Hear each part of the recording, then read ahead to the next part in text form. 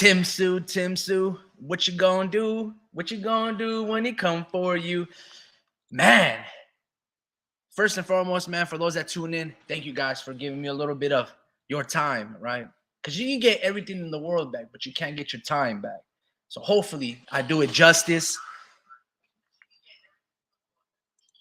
And I hope that, I do the topic justice. Somehow Keith Thurman decided that it was a great idea to fight a very active, unblemished champion with a shit ton of momentum and beating a variety of different fighters, right? Tim Sue is a man of culture, so to speak. He's one of the most anticipated fighters in the sport of boxing that has an appeal that can cross over, not just in Australia, but into the United States, right? He's got an amazing style. He respects the Mexican fighting style, right?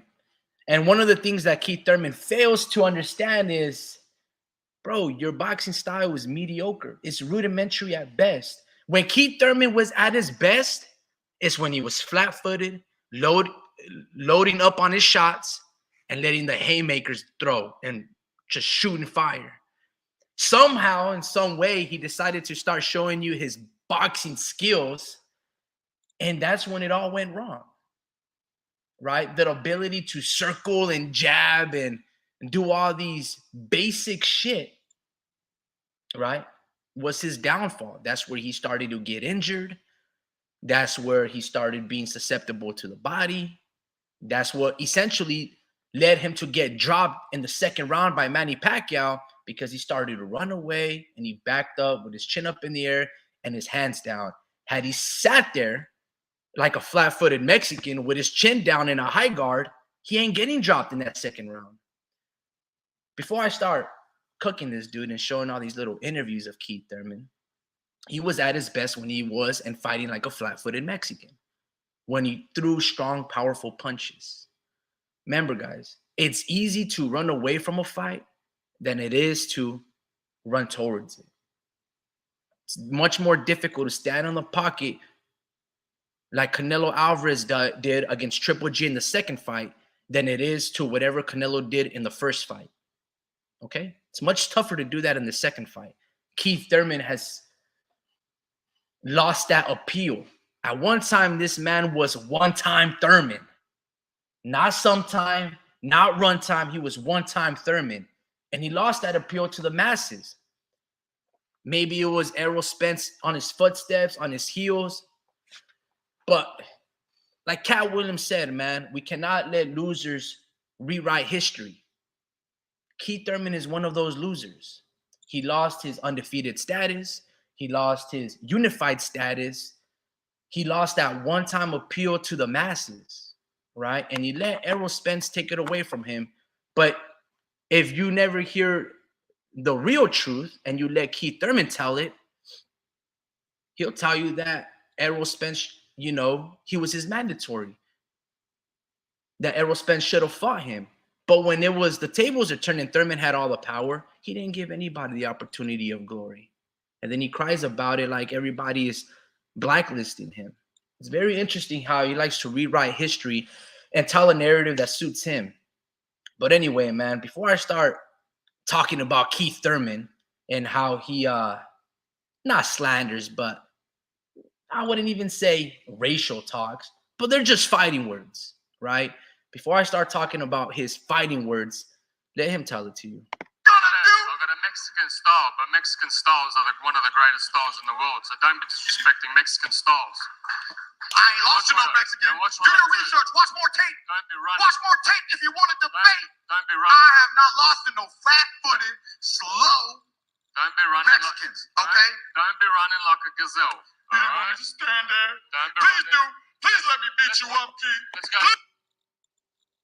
Right, so that's what Keith Thurman has stated.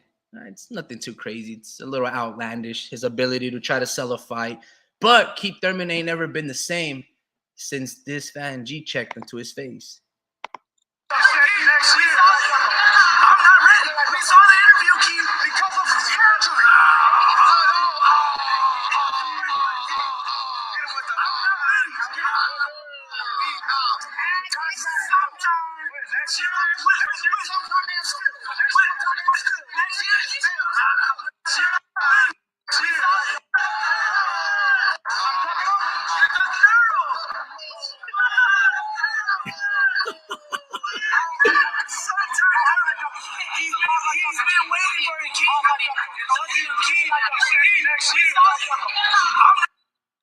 He ain't never been the same since that incident, man. And it's very funny because right after the press conference, he starts doing interviews. He's all over the place, but he's addressing certain different topics, and he does so in a very entertaining fashion, ridiculous fashion. But let's hear from him, man. Getting stronger. He gets to eat more. Oh, like, bro, you're still not that, you're not that thumper. You know what I mean? It was a beautiful shot. He landed a nice little shot. You know what I'm saying? But he'll never have the capacity to just run over welterweights. And he doesn't even have he don't even fight with those kind of cojones. You know what I mean? He's the definition of boxing. So as you see, Keith Thurman is kind of all over the place, but it makes sense, right? When he comes down to talking about the topic of Devin Haney, he says basically Devin Haney fights with no balls, fights with no honor. He's not a guerrero. Where Tim Tszyu, when it's all said and done, he will accomplish more than Keith Thurman ever has. Okay? It's very funny how a flat-footed Mexican and Canelo Alvarez is a 4- or 5-time divisional champion and undisputed and unified in multiple divisions, and Keith Thurman has only resided in one at 147. Same goes with Keith Thurman, right? Same goes with the many Black American fighters. They have yet to understand that the jab is the easiest punch to learn in boxing. It's the easiest punch to throw because it's the closest to your target. Doesn't take talent to throw a jab. To run away from combat is much easier, right? To circle away and take a back step is much easier to sit there and fucking dog it out, right? Because you need chin, you need heart, you need temperament. Keith Thurman couldn't do that against Sean Porter. Keith Thurman couldn't even do that against a 42-year-old Pacquiao. All right? And an inactive one. Okay? So as talented as Keith Thurman would like to tell you that he is and how he's never gotten beat by a flat-footed Mexican, Keith Thurman, you also haven't fought the best Mexicans out there.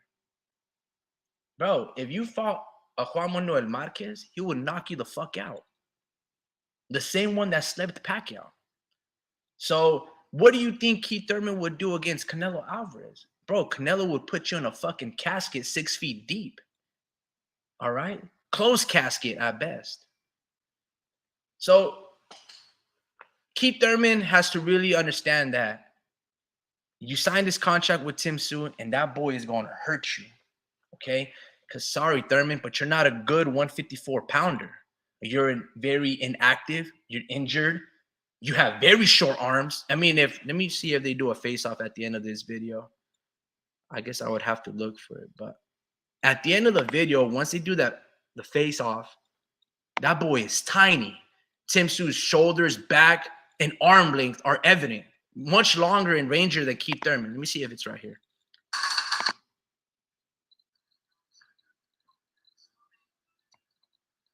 Nope. It'll be... this is like a zoom in. I need like a wide shot.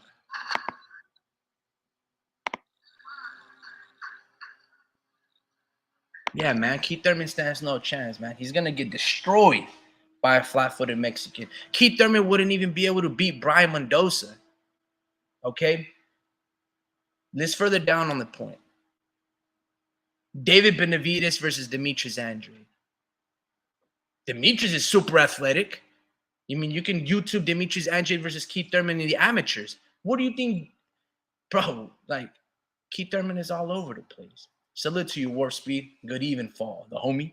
I didn't understand what those guys were saying. It was a choppy video. Uh-oh. I don't which one? Between Tim Tszyu and Keith Thurman, or between this fan right here and Keith Thurman? Which video are you talking about, man? Yeah, the quality on the cameras, or maybe just the stream, might not be the best, man. Little bit of internet issues.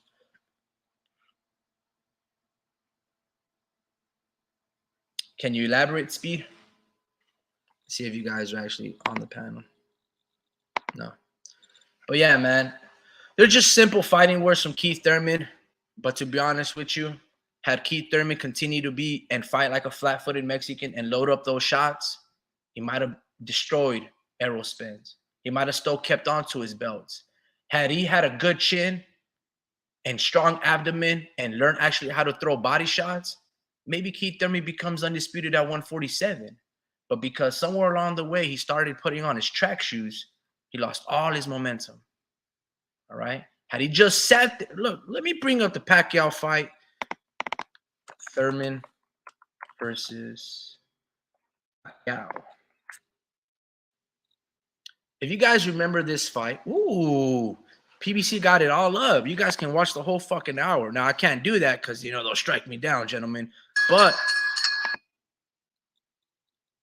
if I remember correctly, Thurman in the beginning of the fight, as he starts to fall back behind the scorecards after that knockdown, he starts to put on a high guard and starts walking Pacquiao down, right? Flat-footed, by the way.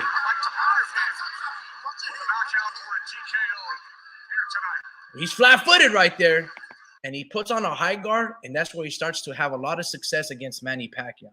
But the minute he started to run away and circle out and show you his impeccable boxing skills, he gets dropped by a 2-1 over the top in the second round.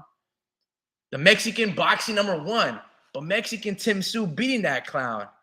Canelo beating Charlo, and Bud 2 off acts. Yeah, man, it's because, again, Mike Tyson was flat-footed, but he used his athleticism and the ability to crouch and pivot and slip punches, and he threw with all his might, right? Had he decided to circle out, he loses all that power and all that leverage. But if he stays planted, meaning flat-footed, and you pivot fucking hard, developing all that hip torque, you're gonna fucking throw dangerous punches, all right? Excuse me. David Benavidez, if he started to be an outboxer, right, against Demetrius Andrade, he was going to lose. But he puts on a high guard and he throws that 4, looping 2 around that guard, and just boom, he knocks out Demetrius Andrade. So when everything in life, just like everything in the sport of boxing, it's got its pros and cons. Okay. Sometimes if you have the ability to adapt and circle out and do all these things, sure, you might, if you're the taller ranger fighter, you might just outbox this guy for 12 rounds, 36 minutes, if you have the mental capacity and focus to do so, and stamina, right? But at the same time, you got to sit down on your shots, because the going will get tough. Maybe you will get tired out. Maybe you might get dropped by a 42-year-old, and your whole game plan has to change it up, and you have to have versatility. Look, man, again, like I said, these are just simple fighting words from Keith Thurman, but they're fucking ignorant like always, all right? And Keith Thurman is not an ignorant man. The dude is very clever, all right? In his history of press conferences, of his history of talking shit, it's always been clever. You better not duck me, son. You know, if you can beat me, beat me. My mama used to beat me. All these little, I don't know, moments that he's had. It was all witty. But against Tim Tszyu, I don't know. I noticed nervous energy. I didn't really see a confident man, nor should he be. Again, Tim Tszyu last year fought 3 times, scored 3 knockouts, knocked out Tony Harrison, slept in the first round Carlos Ocampo. Oh, actually, he didn't knock out Brian Mendoza, but he did drop him, and he could have. That was a great fight, by the way. It's got a lot of great moments of replay value. But yeah, Mexican G, Tim Tszyu should knock out Keith Thurman. I mean, in reality, it all depends how aggressive Tim Tszyu wants to fight Keith Thurman. He could knock him out within 4 rounds. If he really wants to punish him and impose that Mexican style, he might carry him over and drop him and really brutally hurt him in the abdomen in 11 rounds. All right. Even if Thurman decides to run like a gazelle, Thurman is not a better boxer than Tony Harrison. Keith Thurman is not going to have success. And I mean, there's just no way. He's moving up in a bigger weight class. You know, he's not that skillful. He's not a complete boxer like Bud Crawford. If Bud Crawford was fighting Tim Tszyu, it'd be a much closer fight. Thurman beating Mario Barrios in his last outing and getting hurt to the body multiple times and going the distance against Barrios, that doesn't really let me know that you're going to be able to hurt Tim Tszyu. These other competent 154-pounders couldn't do it. I don't expect Keith Thurman, you know, mediocre ass to do so. That's just the way I look at it, and that's just the facts. As for Charlo and Bud, look, man, if Bud Crawford thinks that he can move up 21 pounds just to get near 168 pounds when Canelo's probably going to rehydrate, I don't know, plus 185. If Bud Crawford thinks that he can beat 185 pound for pound fighter and Canelo Alvarez and he wants to get knocked out, I'm all for it, man. You know, it'd be nice, sweet chin music and revenge for an Errol Spence fan like me. So I don't give a fuck, man. If Bud wants to get knocked out, I'm all for it, dude. Shit, why not? You can throw every reputation in your last final moments by, you know, selling your booty and putting another scalp on Canelo Alvarez's resume, man. That's pretty much the reality. But that's all I got to pretty much say about this topic, man. Keith Thurman, he used to be good. Now at the age of 36, moving up in a different weight class, fighting a prime in his moment, undefeated, unblemished champion in Tim Tszyu, who looks to be the best at 154. I mean, the writing's in the wall. Pretty much narrative tells itself. With that being said, I believe Sebastian Fundora is fighting for the vacant 154 WBC champion or belt after they stripped Jermell Charlo. Sebastian Fundora, the same one that got knocked out by Brian Mendoza sometime last year in March, is getting an opportunity to become a champion. He hasn't fought since, and he's coming off a loss. How does that happen, man? I don't understand how that happens. You're inactive for over a year.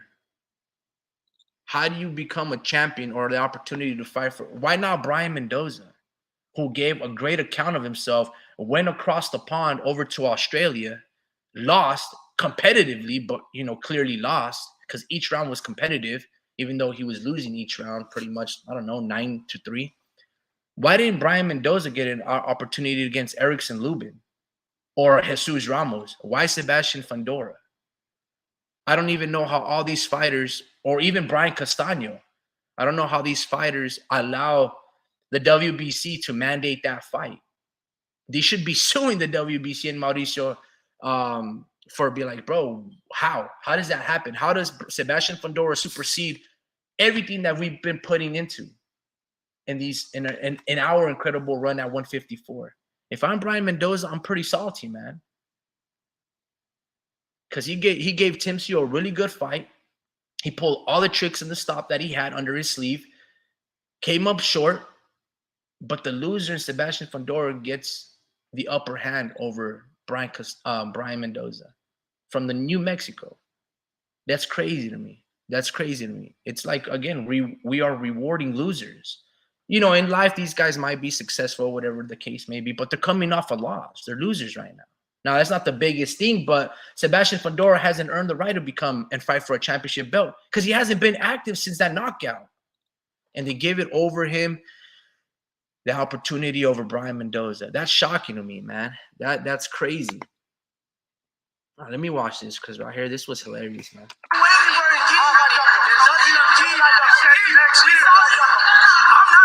We saw the interview, Keith, because of surgery.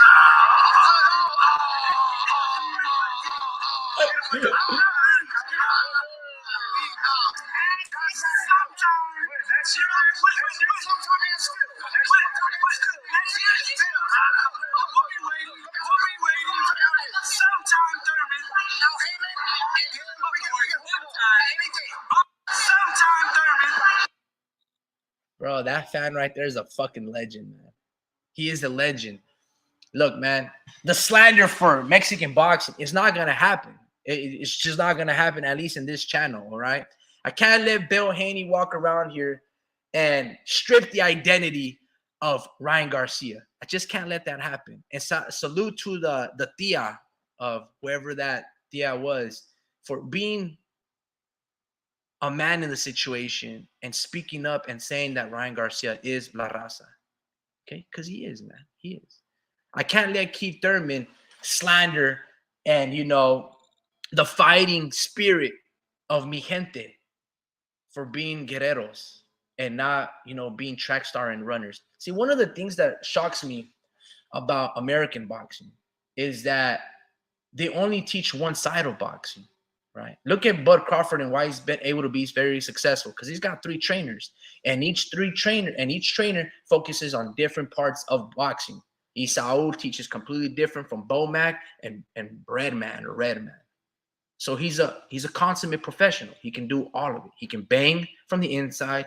He can outbox you, right? And if he needs to counter in the mid range, he has all that. He's a fucking 5-tool stud. Keith Thurman got no inside fighting game. He's got no punch resistance. You touch that chin, he's gonna drop. You touch that body with a poke, he's gonna fold and bend at the waist and start circling like he did to Robert Guerrero, Mario Barrios, Luis Callaso, Leonard Bundu, Josecito Lopez. Bro, Thurman is soft, okay? These guys got no punch resistance. That's why they have to resort to boxing on the outside and running away from combat. Shakur ain't got no chin. The minute he got touched by Nakatalia, the minute he got touched by Edwin de los Santos, Shakur ran for his fucking life. He ran for life. These guys aren't going to bang. Demetrius Andrade had to run for his life and try to do, his best version of trying to trip David Benavidez, because these guys have no chins. So when they don't have chin, when they don't got balls and they can't stand in the pocket and fight like fucking men. Listen. Let's say you take my girl. You think I'm going to try to run around and throw a fucking jab? Nah, if you playing with my feelings, I'm going to go out there and I'm going to throw bombs. I'm going to throw haymakers. I'm going to throw uppercuts. I'm going there to hurt. I'm going there to hunt. I'm going there to fucking get a knockout reel. I'm not going to be there to be like, jab, poke, jab, stab, poke, hug, clinch. I'm not going to do that. Man, what the fuck? And that's what I don't understand about these American fighters, that they talk a gang of shit. And then all of a sudden, when it comes down to the ring, oh, I'm going to outsmart you. Fuck, that's the most ridiculous thing you can ever fucking possibly do in terms of being or having a manhood. You get what I'm saying? If I'm going to talk a lot of shit, I'm going to back it up with my fist. I'm not going to back it up with my legs and be a track star. How dare you? So anyway, so when Shakur, Demetrius Andrade, guys like Billy Joe Saunders, when they go and try to show you that this is real boxing, just the ability to circle out and throw jabs and hugs because that's smart, man, go feed that shit to the fucking nerds, bro. That's garbage. Yo, what's going on? Speed and Drew, man? When you guys gonna hop on? I think I'll send you guys. Ooh. Hey, look el Pachuco. Hey, mic check real quick, Speed. I didn't even know that you were there, brother. 1 2 1 2. Yes, sir. Attack at full force, man. As you can see in my top left corner, I have 1 bar, so my internet sucks. Oh, okay. Yeah, well, thank you very much, homie Ricky, for inviting me once again to one of these excited and lively live chats that we like to host here to discuss all things boxing and organized violence. And a good even fall to you, and a good even fall to, let's see who's in our chat room today. We have Mexican Boxing #1. Good even fall to you. He states, I guess with regards to Keith Thurman, right? He states he got effed up by one Josecito Lopez. And he continues on and says, but Mexican Tim Su beating that clown. Good even fall to you, sir. Good even fall to you too, Drew123. How dare you discuss negative things about my dog, Keith, my dog. All it takes is one time, 10 minutes, just me. Well, homie Ricky, thank you very much for that incredible setup for tonight's this evening's show, this live, where it seems like you've taken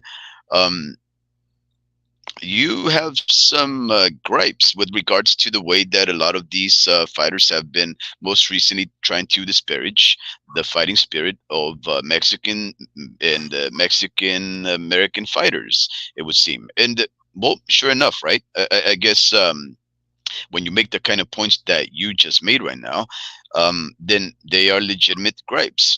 And we just not even that long ago, perhaps 2 weeks ago or so, we had a live to discuss the gatekeeping that a lot of these quote unquote Mexican La Raza types had against Ryan Garcia, right? These gatekeepers that they are the ones who will tell you whether or not you're a good Mexican. I don't know what that is, but I do know that on that live right there, coincidentally enough, we had Mr. Mexican Boxing #1 to hop on very first thing as I was discussing the fact that Mr. Bill Haney was gatekeeping and having all these Mexican types go against another fellow person that may or may not have identified himself as a Mexican type. And he was the first one to say negative things about who? Your co host and interlocutor, Mr. Warp Speed. So it was very timely. But this is the reason, homie Ricky, that we never complain and we never censor and limit the freedom of expression of our listeners. Why? Because whether we agree with them or not only are they entitled to their opinion, as faulty and erroneous as they may be, but they also bring a lot of spirit to our conversations. For example, there are people like Mexican Boxing #1 that do tend to look at you and I as inferior Mexicans. And maybe he has legitimate reasons to think that way. Maybe he has a formula for what exactly a good Mexican is. Right? I can tell you right off the bat, homie Ricky, as a person that identifies himself as a Chicano, which is basically an American of Mexican descent that tries to walk the fine line of two cultures, that of his forebears and parents, and that of his modern world, and a new place for his own upbringing, the United States of America. I can tell you that it's a lot of work to hold on to the pride and the honor and the responsibilities of firmly, adamantly, and with passion, conducting ourselves as a person that values both of these cultures, the United States one and the one of our fellow nation state and the sibling, really, Mexico. Now, I didn't say anything bad about the Mexican Boxing #1 because I found it to be telling. It was valid. His pointing out that perhaps I am not a good Mexican type, right? But I just wanted to express the kind of appreciation that I have for you for presenting this venue so that we can discuss and have a dialogue, but also our listeners, because without them, we would not have nothing to talk about. We would be pissing in the All wind, right, man. as All one right. of our Listen, friends listen. likes to say. And I would just like to say that we do it all for you because we learn from each other. Now, the way What's that your you take on the Keith Thurman situation, man? well, so what I'm trying to get at, homie Ricky, is that I understand why people want to gatekeep, right? Because there's people like Keith Thurman that will discuss things that does not pertain to them to discuss because they don't have any point of reference. They don't have any valid arguments for why they should be speaking in this form of fashion. So of course, if somebody like, let's say, Mexican Boxing #1 was to have Keith Thurman before him, and then Keith Thurman was trying to pull one of these crazy shenanigan flat-footed Mexican type of stereotypical conversation, I am sure the Mexican Boxing #1 would stand up for all Mexicans. So what I'm trying to say is this: when we had this past live discussing Mr. Bill Haney's gatekeeping of La Raza and complaints about Ryan Garcia, there's a reason why you and we decided to tackle on that topic. It's a topic of importance. It's a topic that relates to the sport of boxing because people try to peg people into boxes that they may not fit in, right?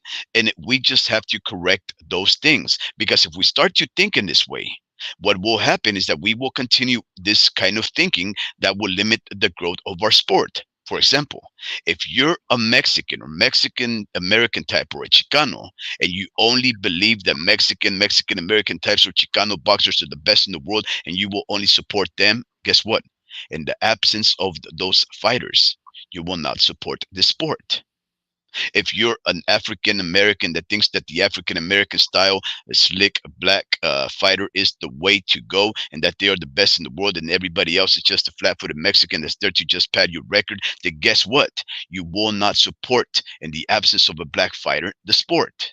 We have to get past these limitations, these stereotypes. We have to transcend the way that we perceive the sport in order for this failing and short-lived venture, because it's only been for around 200 years or so, and a sport that's slowly dying. If we want it to survive, we have to think bigger than that. We have to think that we are all humans that have a penchant for violence. We have to understand that the sport is greater than our limited perspectives and worldviews. We have to understand that this is a global sport. So this is the reason why we make these kind of lives. Because if we continue to allow these naysayers and people of erroneous comment to get away with it, we will be harming ourselves.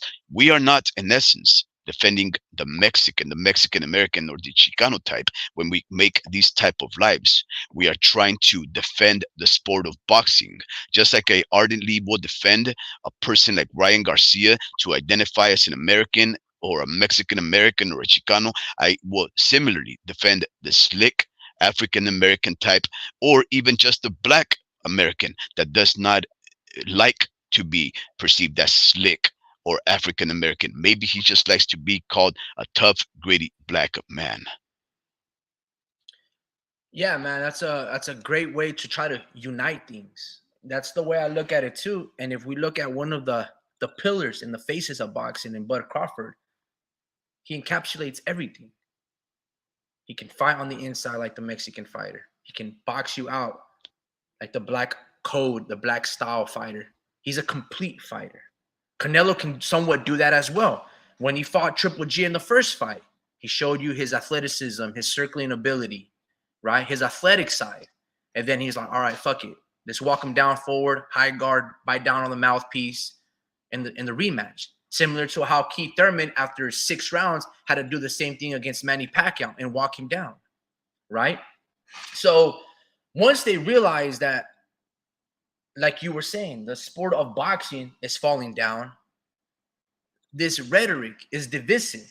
Even though to me, I know they're just fighting words, what Keith Thurman was telling Tim Tszyu, maybe trying to, get under his skin. And obviously it worked a little bit because it got a reaction out of Tim, right? But once Keith Thurman realizes that if this interview goes around, I'm going to get segregated. He's causing division, all right?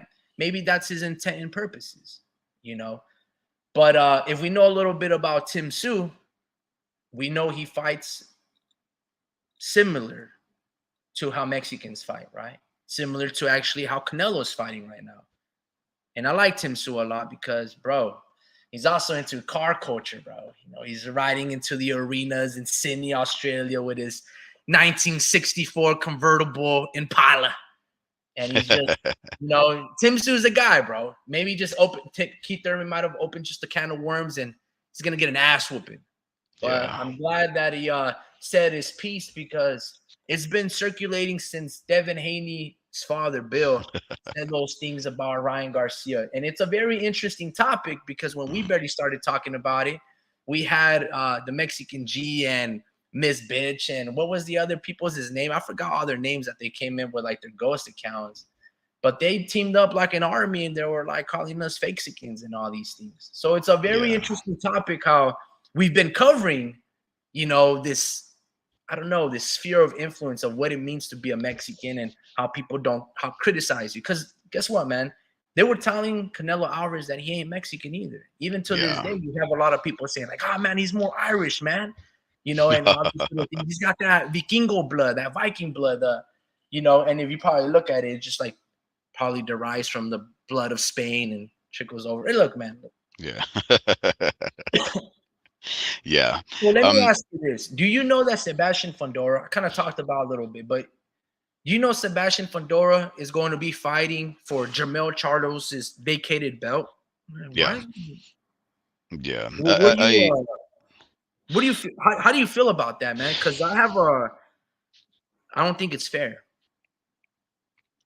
Well, you know what's not fair, homie Ricky? We first have to begin by saying that was it fair that Jamal Charlo should skip two divisions to fight the cash cow Saul Santos Alvarez Barragan for the money and then leave those belts unattended to without deciding what he wants to do with it, without reaching out to the sanctioning bodies to let them know whether he plans to come back to 154 and fend for those belts. I don't. I think we can begin by starting there and saying, was that fair? What the young Yes. undisputed 154 fighter do? Was it fair that he should leave all these belts unattended to and the questions unaddressed when there's men waiting for their shot to fight him, right? And I don't think it's fair because one of the things that I like to promulgate is the circulation of the belts.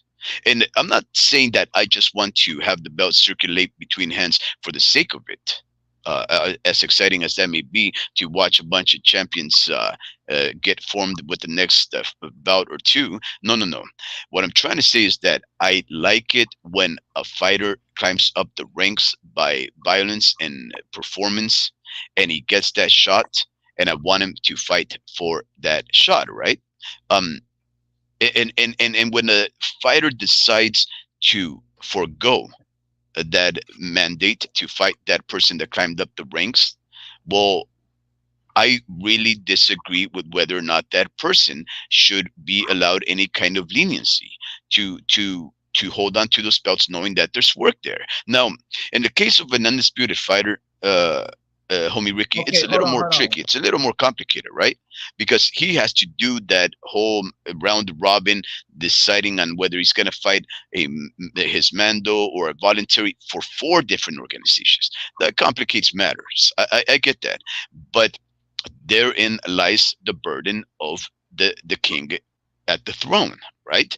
That with these kind of opportunities, because that's what they really are. Every championship title will lead to higher recompense uh, than had you not fought for a title, but they also are an obligation to keep and adhere to the strict guidelines of these organizations in the way that they should.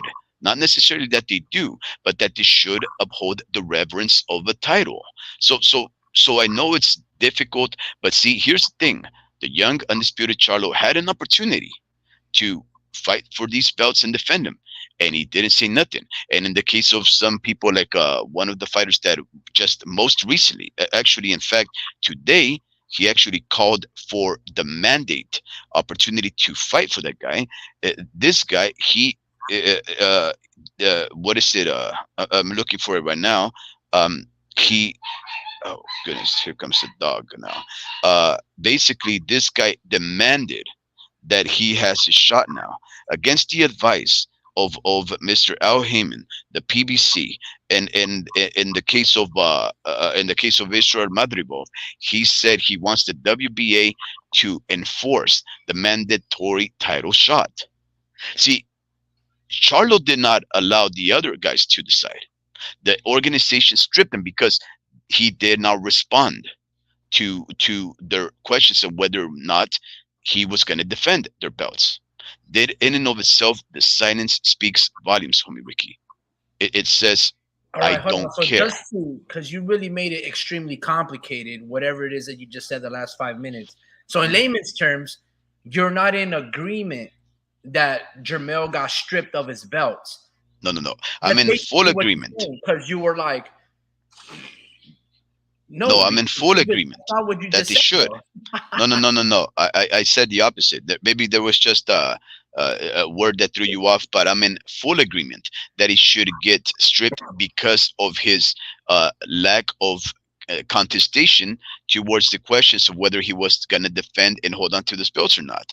He was stripped of those belts because he never said he was coming back. He never said he was going to take his mandatories. So the WBO and the IBF and everybody stripped him. He only has the WBA belt holding on right there.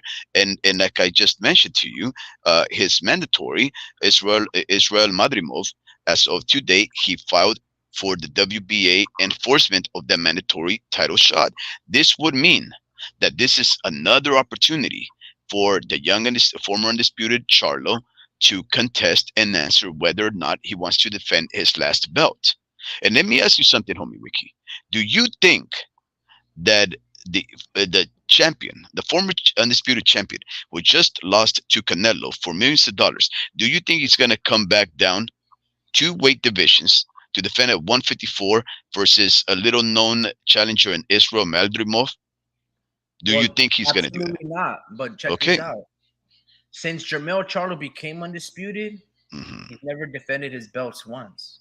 Yeah. And he, after, I think because there was an injury, he had an injury along the way after Brian Castano when he beat him and knocked him out like in the 9th round.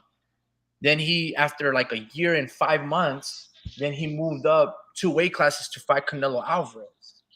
So yeah, like he deserves to get stripped because A, he's inactive. He's not telling you what his plans are if he can make 154, let alone if he's interested in fighting Ismail Madrimov, Kurbanov, I don't know, Sebastian Fundora, Brian Mendoza. You know, is he interested in fighting Michael Soro? Is he interested in fighting Tim Su? To your point and to your, Jermell has never addressed any situations. But Hmm. here's my problem. My problem isn't so much that he got stripped. It's not whether he's active or not. My problem is why does Sebastian Fundora get the Yeah. opportunity for the Oh yeah. WBC? I wasn't talking about Jermell, man. I don't care Yeah. about that dude. That dude ruined his career after getting beat and circling out and showing his boxing skills against a flat-footed Mexican, like Keith Thurman likes to put it. He Hmm. looked like shit against Canelo. And it Hmm. wasn't so much that Canelo was that much more massive. No, he sits on his punches with a high guard. Hmm. Canelo knew this dude can't fucking beat me. And his skills, his quote unquote boxing skills and his jab are not superior to my counter hooks or my slips. And that's one thing Keith Thurman and Jermell, they thought, man, Canelo is soft because he can't catch me. Look, my problem is Sebastian Fundora getting the opportunity. That's my Yeah. contention. Why Oh couldn't yeah. it be Virgil Ortiz versus Brian Mendoza? Now to be honest, I don't believe Virgil deserves a chance because he hasn't beaten a top, I don't know, 15 fighter and that respective weight class at 154. But at least he's undefeated. At least the politicking might make sense. Fundora, to Jermel's point, he hasn't even fought in over a year, and he's coming off a knockout KO. Hmm. Look, you mentioned Israel Madrimov, right, for the Yeah. WBA. Why couldn't Magomed Kurbanov and Israel Madrimov, I believe both of them are undefeated, why couldn't they fight for that WBC belt? I think that's where it's a little crazy where I don't know how these fighters get that calling. What in the world is this? Well, maybe Madrimov is not in the other organization, the other sanctioning body. Oh, me, Ricky. I don't have the box rec right now to cross reference. And I do apologize for not. Um, because I think the answer to that question of why did Fundora have this opportunity to fight for the belt, which has since become vacant, and not even that long ago. It was almost like the decision to have Charlo vacate that belt was made on a whim, and you just have to ask yourself, why did they give it to Fundora, who just got knocked out, right? And well, I guess the answer to that is quite simple, homie Ricky.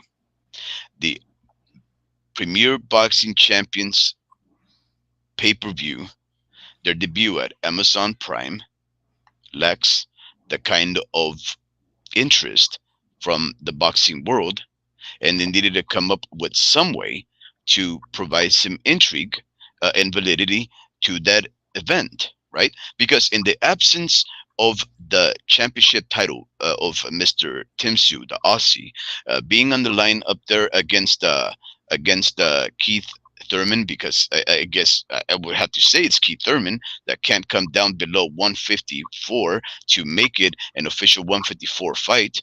In the absence of that belt being on the line, it basically becomes a fight with the best fight of the night.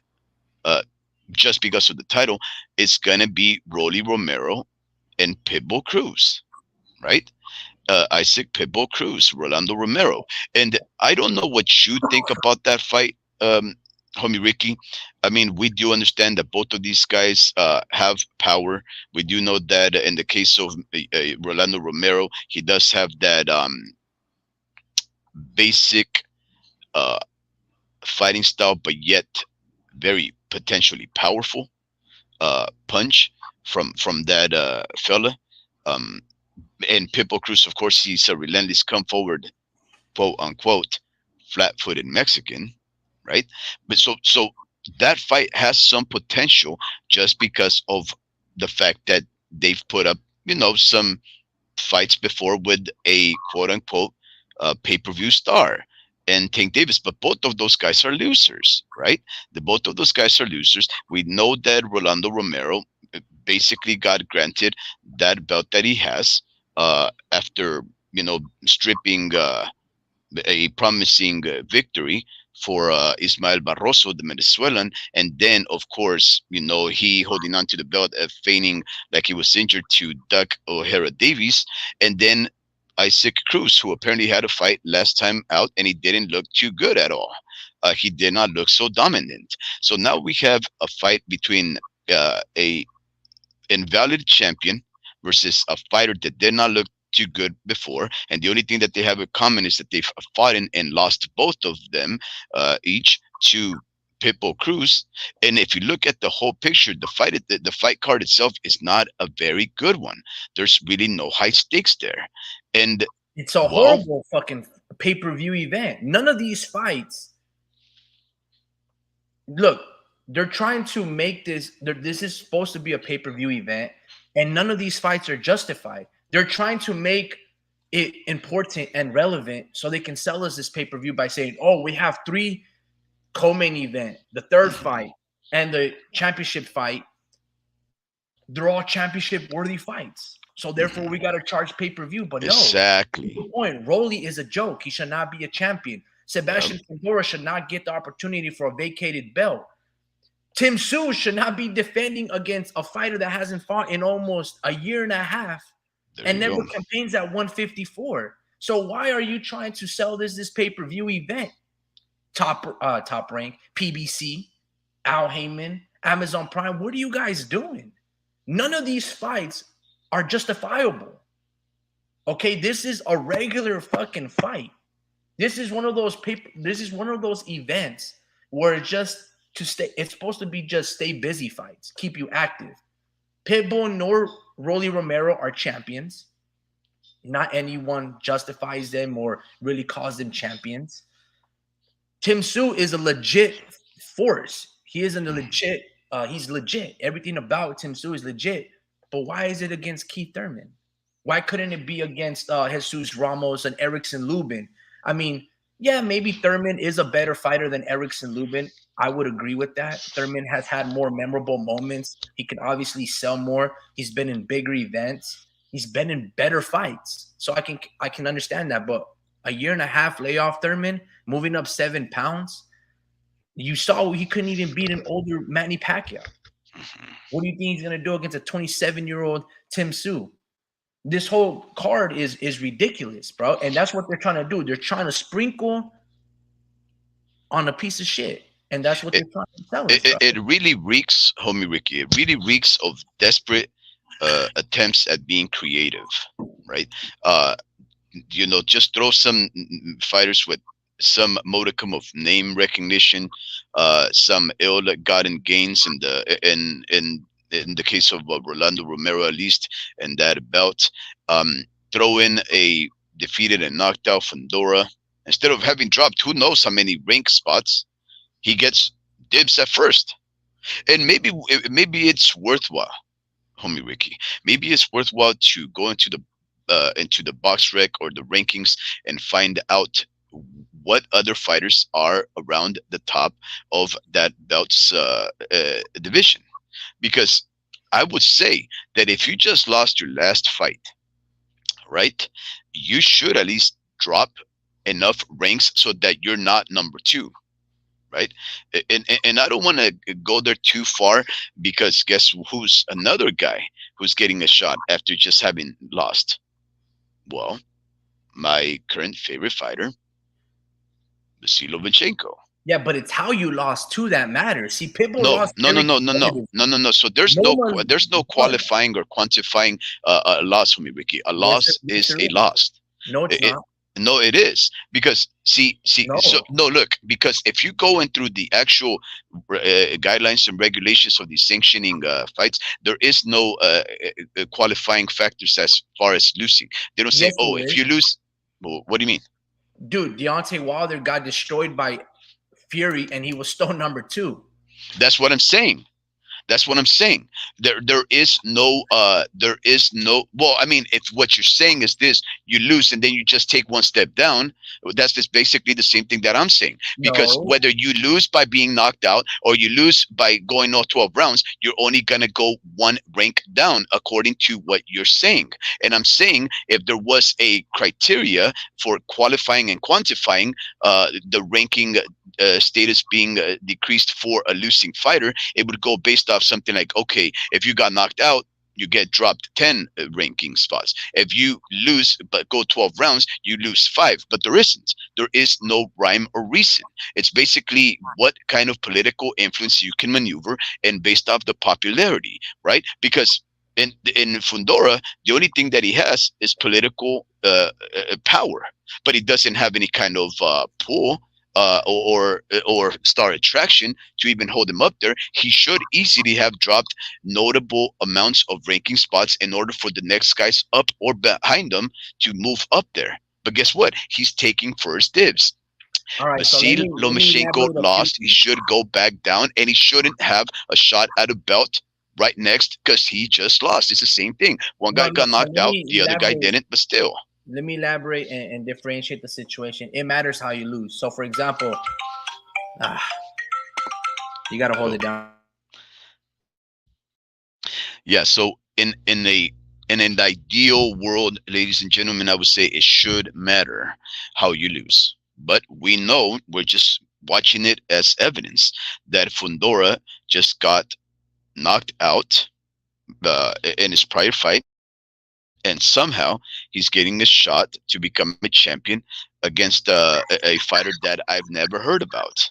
Now, while the homie Ricky comes back and he addresses whatever important conversation that he is having currently on the phone, let's just welcome a couple of our listeners right here and read a couple of their comments. El Pachuco, good even fall to you, sir. Buen dia, buenas noches a usted. Thank you for hopping on our lives. It's always a pleasure, Pachuco. Thank you for coming over here and sharing your time and your opinions with us. Let's see what our listeners have to say. Pachuco says, nice, I'm a little late, but I'm glad that I caught this live at Warp Speed, at Drew123, at Homie Ricky, saludos. Schlosker the Destroyer says, oi, oi, oi, guys. Yeah, oi to you, Schlosker.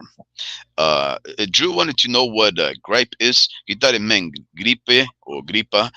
Depends on what part of the world you're from. You might say gripa or gripe, but it just means complaints or quejas or querella, Drew. So that's if I say gripes, if you're trying to translate that in your mind or interpret that in your mind, just understand that it means queja. No gripa doesn't mean you're sick. It just means you're complaining or bugging about something. Pachuco, man, I don't know if it's too early for that kind of laugh for El Pachuco, but he states Keith Thurman has too big of a forehead to be talking so much trash. Someone please get Thurman a baseball cap. You know what, El Pachuco? I don't even want to laugh there because I feel guilty because I'm starting to go bald too, man. I'm just Oh saying, man. man, none of Canelo's siblings and his parents, grandparents have red hair. It's a genetic trait where one child's phenotype comes out different. I forget the name of this genetic trait. Homie Ricky says that it's recessive gene versus dominant gene, but I forget, ladies and gentlemen, whether the fellas with the ruddy hair are actually Irish or they're Celtic. I forget. I know that they're neighbors, but I believe they might be Celtic because I think the Celtic are the ones that wear the the Scottish uh, little skirts, right? And they played the windpipe. I may be wrong. They may not be Celtic, but maybe Irish. I apologize if I'm mistaken. But Mr. El Pachuco and of course Homie Ricky are going back and forth on whether or not it is something having to do with recessive or dominant Irish genes, or if they come from Spain. And you're right, Pachuco. I'm glad that you guys are discussing this topic. He agrees that we should tackle these issues tonight because it's bad for boxing. Say what you want, but this kind of BS is not happening in the UFC, and that's because it's only one organization, El Pachuco. But the UFC is just one man and his creative forces telling his limited fighters who and what to fight, and it's quite simple when you're only managing a couple of hundred fighters. But when you have different organizations and the sport is more global, and in fact, even MMA is more global and grander than just the UFC. Well, then it becomes a little more complicated. Should Mr. Dana White want to cross over to Lions Productions or One or KOK or any of those other MMA joints? El Pachuco makes a valid point. It states, I feel bad for Virgil. How does Thurman get a shot at the suit before Virgil Ortiz Jr.? Well, Or if I even was to, Xander Zayas. yeah, but I think I would No, say this, hold on, right? hold on. I would, well, let me make this one short, homie Ricky, because the I think it's just timing at Pachuco. Virgil had a fight at the beginning of this year. The decision to allow Fondora to fight just happened on the whim. And why did it happen on the whim? Because they want somebody is invested in making Amazon Prime's first uh, pay-per-view boxing event a successful, intriguing one. And I think somebody probably passed somebody some money under the table to make that happen, or they just lack creativity enough to say, hey, look, That's exactly what happened. and maybe they're impatient, homie Ricky. Maybe these sanctioning bodies are just so eager to have any shot at dipping into people's purses that they're just saying, you know what? We're not gonna wait for Charlo another 2 months or 3 months or Virgil Ortiz to take on another fight to see if he comes out of rhabdomyolysis. Let's just get some quick cash right now. So maybe it's just as simple as just people trying to get paid at Pachuco, uncertain of what's going on. But what were you gonna say, homie Ricky? All right, so there was a couple of things to address. First Yeah. and foremost, the WBC sanctioning body, they have, and that word that Pachuco was looking for is probably genetic predisposition.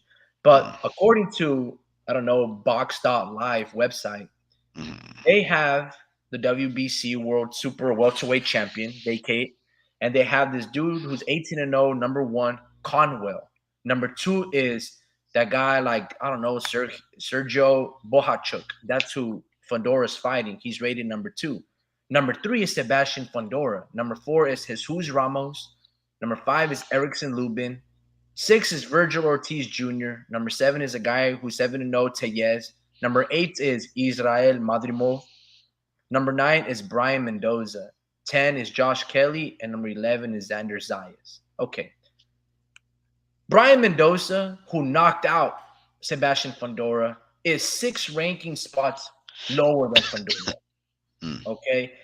And he just really basically lost to Tim Sue on a very competitive fight where he could have decided to quit and take a knee, Brian Mendoza, but no. He showed you valiant effort and amazing resistance and resiliency to never quit. That's the heart of a champion. He should have been rewarded this fight versus, I don't know, Jesus Ramos or Bahachuk, who Sebastian Fondora is fighting. So that's the ranking system that you were talking about that you wanted to see. I could pull it up, but I don't know if this website is reliable. I've never seen it before. So I probably should have gone to the WBC rankings. Second, how you lose is very important.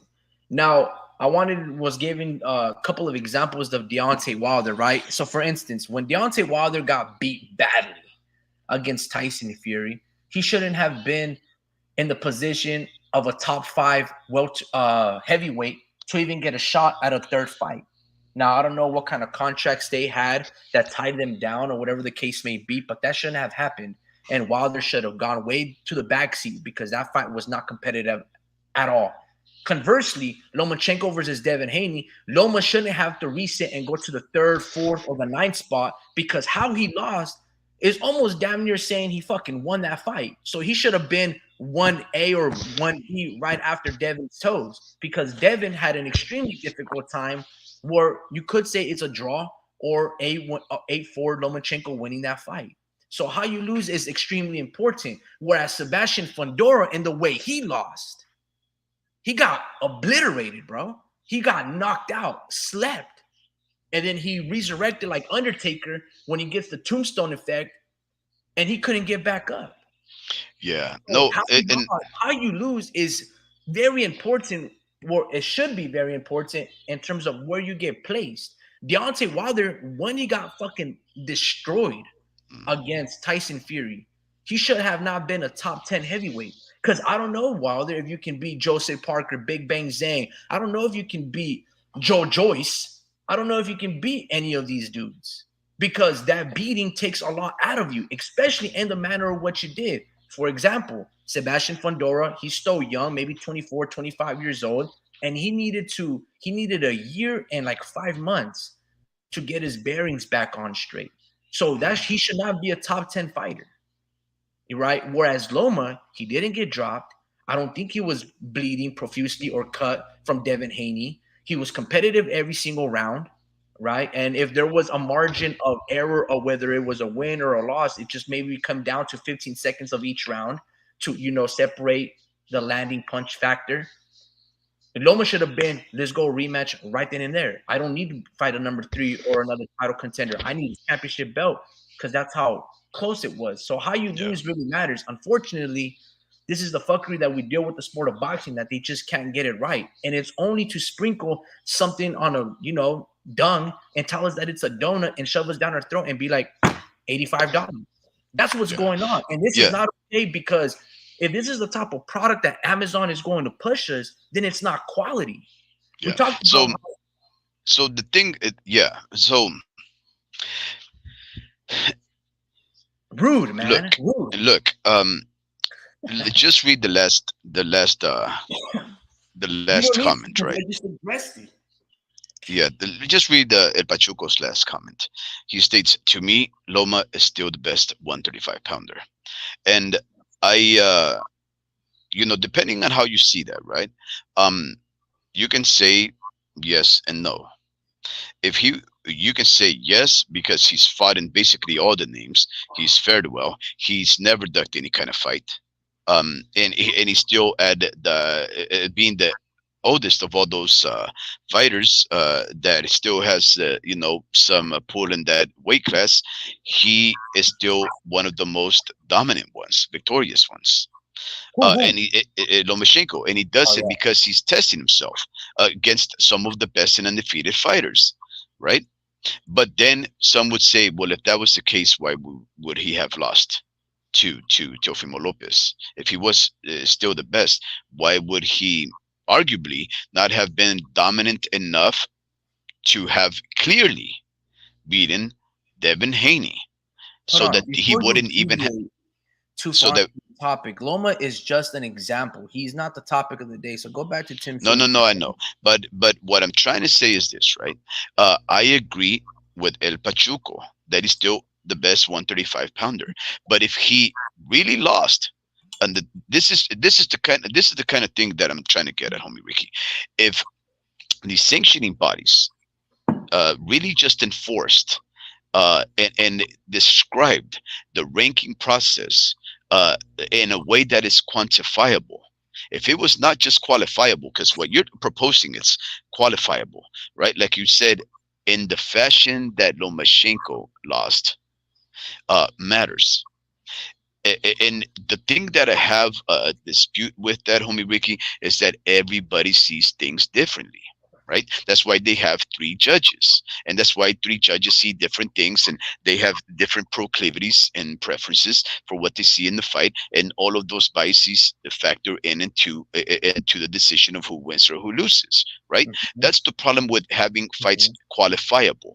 If things were more firm, where they were quantifiable, then that would mean that whether you win or lose, there is a stead calculable way of climbing up the ranks so that there is no shenanigans, because you can do the math and it matches and is in line with what the reality of things are.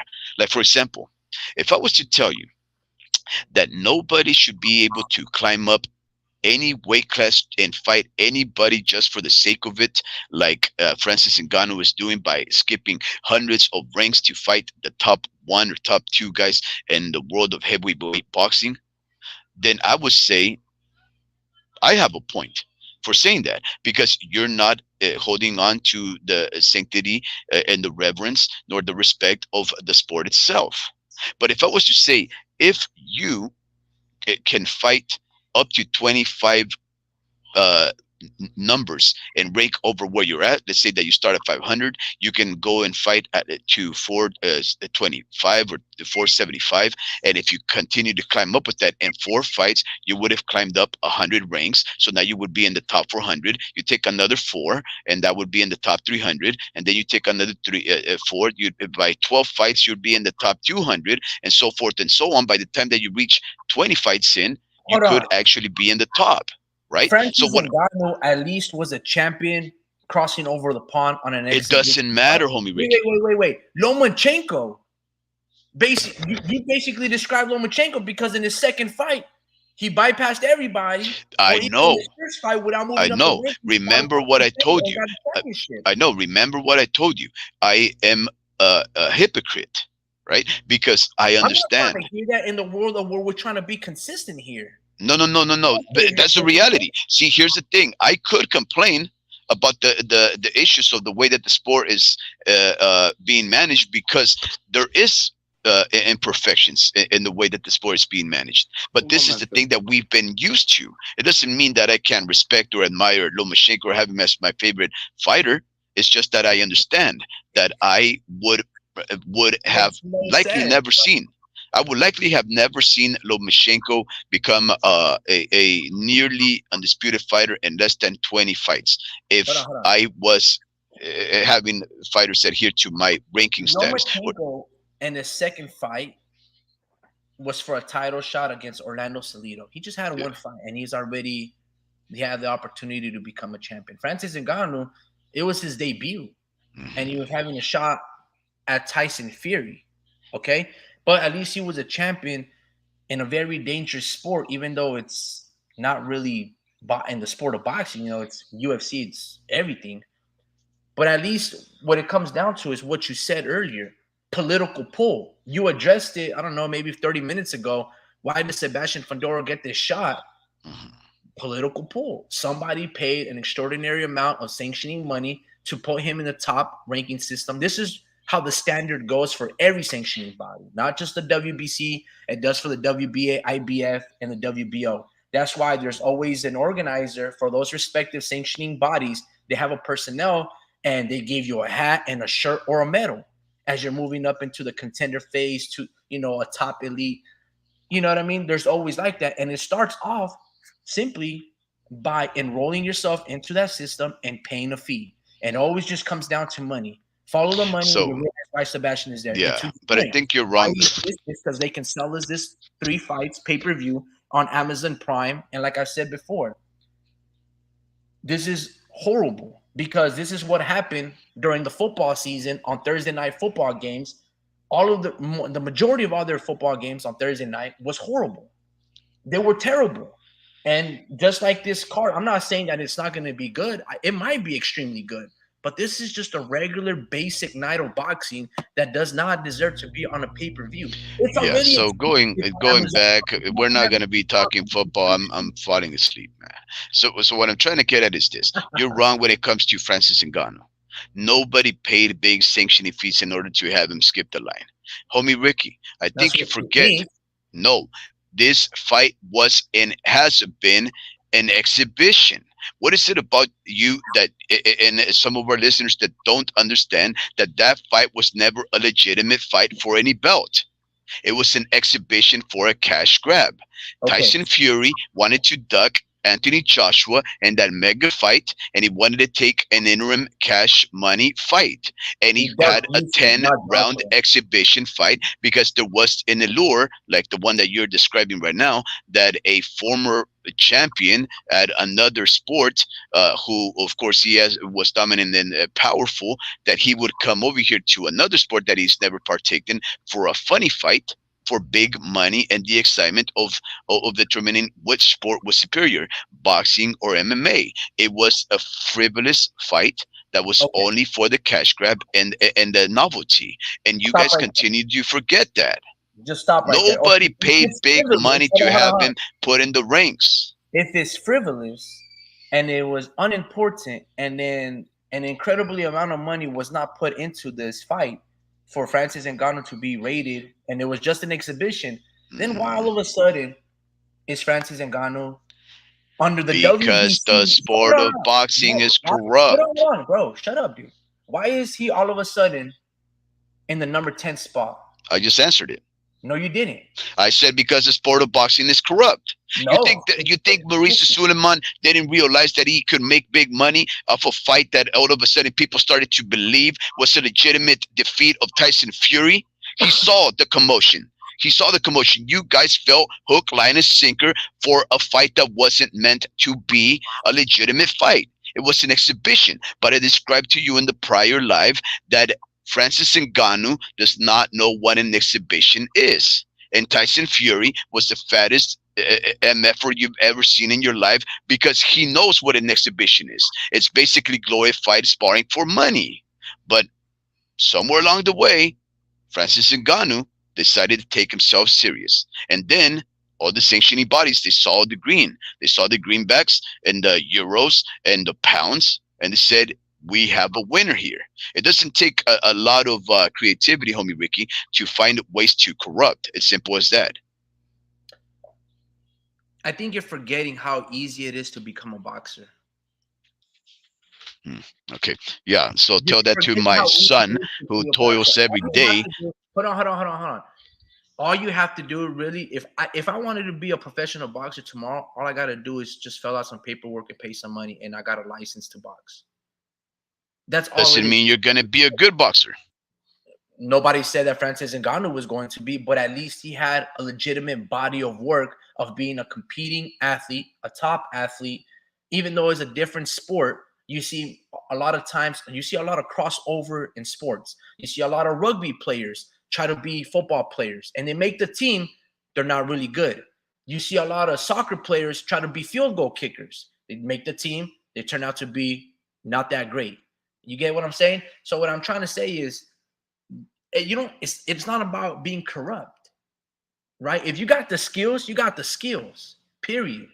At least Francis Ngannou in that situation, it was an exhibition match. It's absolutely an exhibition match. But you have to realize that it's not like the dude doesn't know how to fight. At the end of the day, if you know how to throw punches, you know how to fucking throw punches. Jake Paul is showing you that. I don't care if you're Tyron Woodley and you're an amazing grappler. I don't care if you're Nick Diaz. I got punch technique. If I pay some top trainers and I take myself serious, like you stated, I can make something out of this shit. And that's the beauty about boxing, and the allure of boxing is that it gives the poor common folk the opportunity to make something out of nothing. That you don't need to be the most talented and the most athletic, right? You can be a flat-footed Mexican. So what I'm trying to say is, yeah, man, it's not frivolous.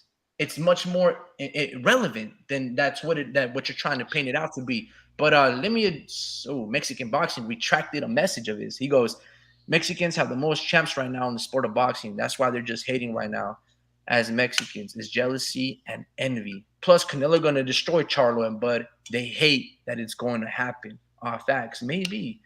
Rightfully so. Not many years ago, they were begging for the Canelo to give Charlos the opportunity for a fight. You know, they were saying that Errol Spence was going to fight Canelo Alvarez. Now it's Bud Crawford, and the cards are falling in line. Let's see. I heard it on a podcast, a Charlo and Bud fan saying this, that he hates that they're gonna make Canelo the GOAT after that happens. El Pachuco goes, it's interesting that you mentioned the NFL. I was called crazy for saying that Amazon is going to cancel their contract with the PBC after they see the low viewership viewership numbers of the upcoming PBC card. Yeah, absolutely. That's why they're trying to give us all these quote unquote championship fights so we can tune in. But the reality is, no one's going to tune in, man. You're not going to pay. I don't know how much is that Amazon Prime subscription, maybe $15 to $20, and then in addition, $85 in this economy to watch Wow. Rolly Romero. Why the fuck would you watch Rolly Romero? That dude's fucking garbage. And Pachuco goes, according to Amazon, they average 12 million viewers for each of the Thursday night football games. That's pretty good. Those numbers dwarf anything that the PBC Yeah. can generate. Absolutely. I mean, they needed, I don't know, Errol Spence popular time slot during the Olympics to fight and knock out Leonard Bundu, and that did 7.5. And now on the little on a viewership that no one's gonna tune in, bro, they're probably gonna do like 35,000 views or if any buys. And that's gonna be their family members, if at best. That's crazy. Drew, Yeah. mic check Yo. real quick, brother. I did not know that you was in the lobby Oh, for all whoa. that. No, you're all good. Whoa, Hey, whoa. so I'm on the AirPods right now. How's my audio? Should I just switch Oh, to you the sound phone? good. Nah, you sound good, bro. I can hear you pretty good, and it sounds like you don't have a lot of echo, so you're solid, bro. Cool. Yeah, no, I don't know. I was kind of How lost you at what you doing? guys. Good, man. I'm just chilling, man. I went for a little run. I'm trying to mix in some running because we just do like boxing workouts. We don't really, well, they do run, but I gotta stay. But yeah, no, I got my little run in. So feel good, man. Feel good. I like the subject. I don't know how you guys got to Ngannou.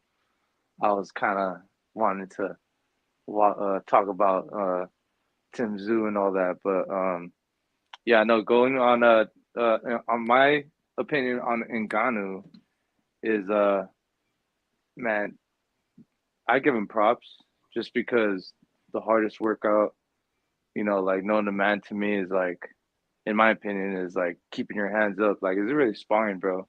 Sparring, and that's pretty much what he did for like 12 rounds, Yeah. you know. So in order to do that, it takes a lot of fucking cardio.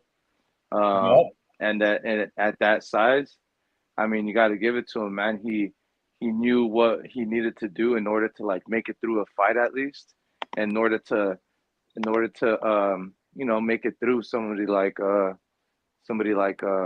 Tyson Fury, But I think it really his strength. He uses strength to his advantage, and I think he did the simple things, like okay, like he wasn't like, you know, I mean he was bad, but I mean he just looked tired, bro. Like he just needed to do this sport for a longer period of time in order for his body to really acclimate, and it looks like his body didn't acclimate, but he knows how to take punches, and he doesn't blink when he takes when he takes a punch. I mean, he misses big punches, but I mean, he made it through the fucking fight, against one of the top dogs. So I think when he's in trouble, he'll start to swing all crazy, But that's what kind of makes him dangerous, because if he lands one, I mean, he's still a hard ass hitter, bro. And no, bro, like I like him, but I mean, eventually when he actually gets to spar or I mean fight somebody that's well, who's he fighting next? Do you guys know or not? No fight announced, right? Who, Correct. Francis Ngannou Yeah. and Anthony Joshua. Oh, okay.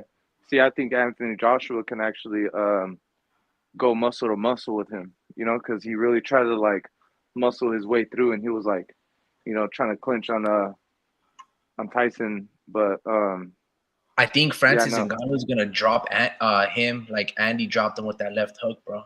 See, that's the thing. Like when Andy was in trouble, if Andy was in trouble, that's the only reason why he caught him. Like he wasn't Yeah, doing that out of nowhere. He was doing that because Andy was initially in trouble, and I think it'll be the same type of thing if he ever does that against AJ.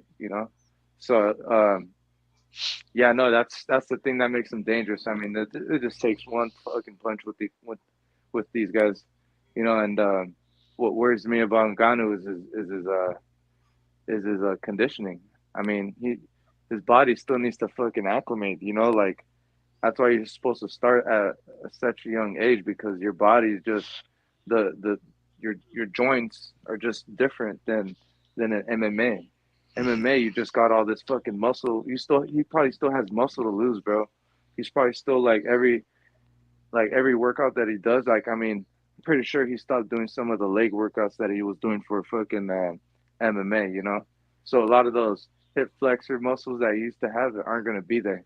They're just gonna be because that's the difference. Like they work out their hip flexors, bro, and that's what generates all that kicking power. And pretty much you don't do any of that. You can squat, but like you're supposed to squat like halfway through. You know, that's really like how boxers like work out their legs.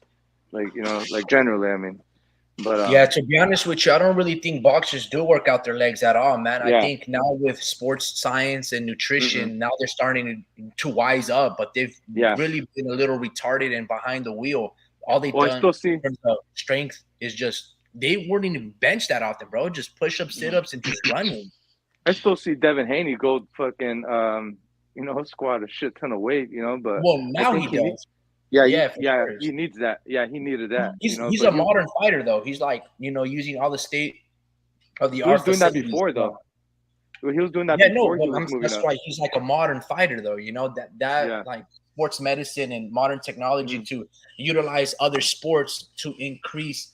mm, Just for boxing. Boxing has always been very rudimentary. It was just mm. hit the bag, go run, go push ups, And then or speed because bag. That was it. That was your yeah, agility stuff. Now it's everything else that these other athletes are doing because now they're building athletes rather than mm, building fighters.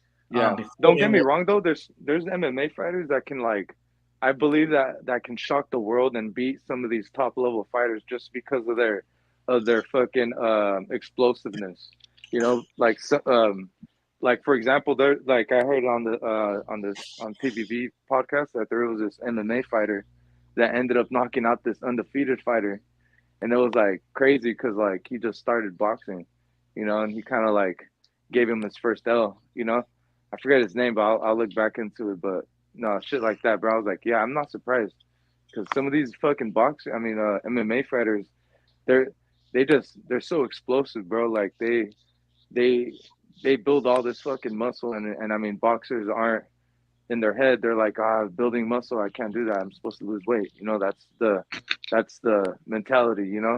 But in I reality, think yeah, Yeah, I think that would only apply to the heavyweights, bro. Because in the yeah, heavyweights, to your point, all you really need is muscle and just a little bit of power. I mean, once you have the muscle, now you have the power. Just generate mm, a little, just make sure that you're not slapping and have great proper mm. punch technique, and you're solid.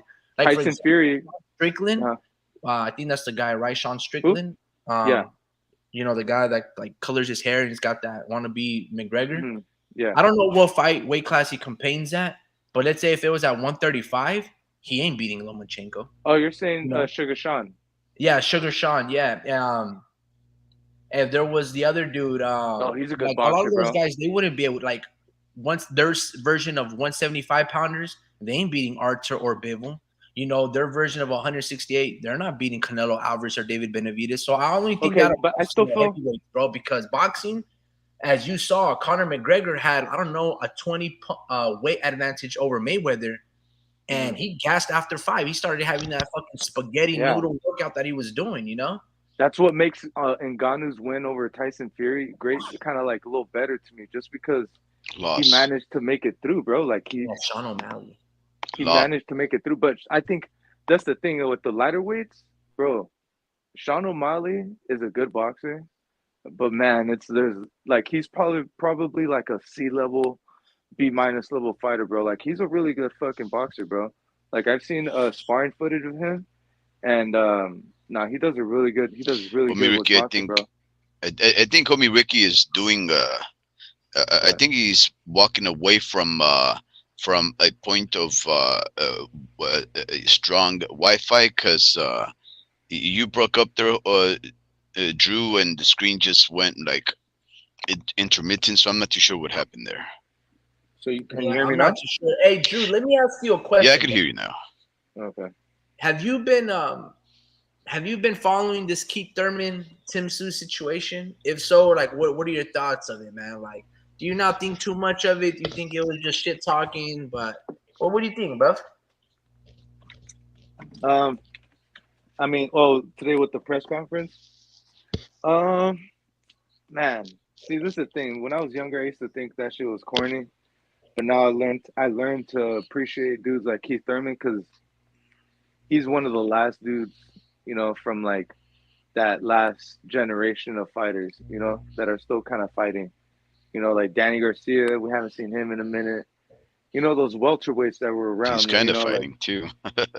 like I mean, he's out. I mean, Thurman's been out, but you never know. Danny Garcia can make a comeback, but like dudes like that, like I learned to like appreciate just because, this may be his last fight, bro. Like you never know. Like he may just retire after this and just say, hey, fuck it, Yeah, I'm he's gonna gonna do. retire because he's gonna get fucked up. Yeah, We can thank yeah, Al Heyman and PBC for setting him up for a stellar, casket performance, bro. He not beating Tim Sue, bro. Hey, nah, I dude, don't. Well, this okay. Hold on. So you don't think he's being Tim Zoom? No, Not even a puncher's chance. no. that's He crazy. doesn't punch hard. Does he punch That's not punch crazy. hard enough? Couldn't drop Manny Pacquiao, That's crazy. Not because and that's that what dude that was was his 45 style. years old. That was his style, Yeah, bro. styles Okay, make hold on, fights, hold punchers on, hold chance. on, Come on, Ricky, you know hold on, this. bro. And what I'm what punch has Didn't Thurman? you just didn't wait?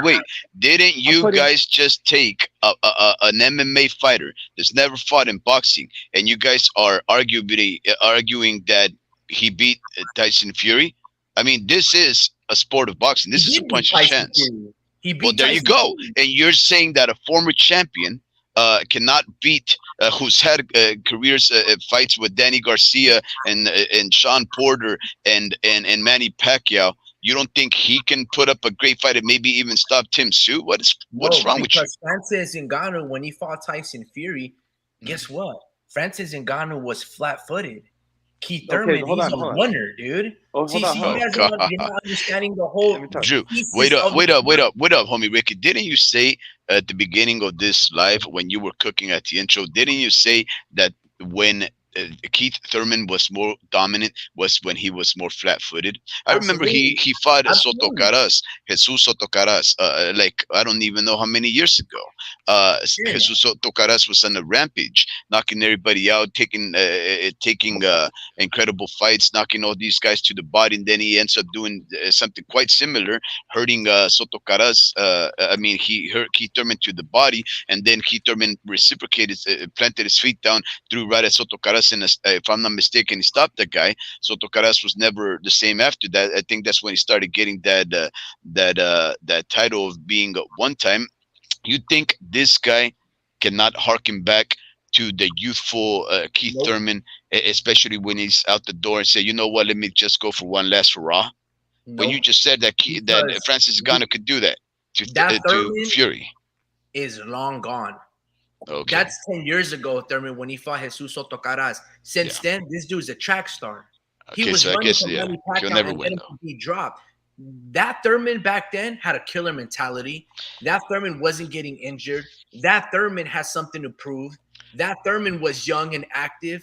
This 36-year-old Thurman, Homie Ricky, let me ask inactive, you something. Let always me ask you injured. something. Fights Can once a every 30 2 let me years. ask you something. Can a 36-year-old Terence Crawford beat Canelo? No. Oh, okay. Oh, there you go. All right then. All right. Yeah. All right. The best fighter in the world cannot outbox Canelo, even though Because there's a formula for beating I've already Canelo. told you. What do you Look, think? Look, hold on. Let me ask you a question. this is crazy. Can Canelo Alvarez beat David Benavidez? Who? What? Can Canelo Alvarez beat David Benavidez? Yeah, Okay. Can Bud Crawford beat David Benavidez? maybe. No, Why not? Can Bud hell no. Crawford Way beat too What? big. John Why? Ryder? What do you mean? Hold Hell on, hold no. on. Can Bro, Bud David Crawford David Benavidez is not one of the best fighters in the world. He's actually Okay, pretty plain and simple. let me He's ask straight you up this. and down. Let me ask you this. Uh, Can Bud Crawford beat What is Billy? so special Hold on, about hold on. David Listen. Benavidez? Wait. Don't worry about it. Let me No, keep no, this. no. Tell me what is so Let me. special that You're David missing the point. Benavidez, what kind of challenges that he presents to Relax, Terence Crawford that Terence Crawford has never relax. overcome? My guy, relax. Can That's Bud crazy. Crawford beat John Ryder? Could Bud Crawford beat Caleb Plant? Could he go 12 rounds with Dimitri No. Bivol? Could he? Man, you guys are crazy. Can Bud Crawford do all the things that Canelo Look, has done at it's 'cause 168? Hold on. Can Bud Crawford go 36 rounds with Triple G? I don't If know. he- No, I don't know. Why wouldn't he? Hold on. If Didn't Bud Danny Crawford- Jacobs go? hold on. Didn't Danny Jacobs Bud withstand? Crawford- Hold on, And my if guy. they're in Chenko, Listen, hold on. If Bud Crawford cannot do those things that I just said that Canelo Alvarez can do, and I'm then saying he Bud could. Crawford- hold on. You're trying to tell me that I'm saying he Let him can't. talk. Bro, like, go because you want to talk now, bro. Talk. No, you're trying to put words into my mouth, and you're trying to say, can No, he do I'm this not. and he could You do are this, and I'm interrupting. saying yes, he can. You are That's what I'm interrupting. saying. What I am trying to tell you, I'm giving you a list of accomplishments that Canelo has had to do and prove time and time and again. And like I told you in the previous live, this dude gets to cut in line and supersede everything that Canelo has done. If Bud Crawford can beat Canelo Alvarez, that means he can do what Canelo has done, which I was just giving you his resume. Can Bud Crawford do those things? And the answer is no. Bud Crawford is beneath Canelo Alvarez because See, hold on. I will boot you out of here. This is his sixth. I wouldn't care. You're speaking ridiculously. Fifth weight class that Canelo has damn near dominated. Bud Crawford has only done it in 3. And they're the same fucking height. And if anything, Bud Crawford is taller and longer. Homie Ricky, none of this is new. This is what you're saying. This is the terms that you're using. Can Crawford do this? Can Crawford do that? You're acting like Crawford can't do those things.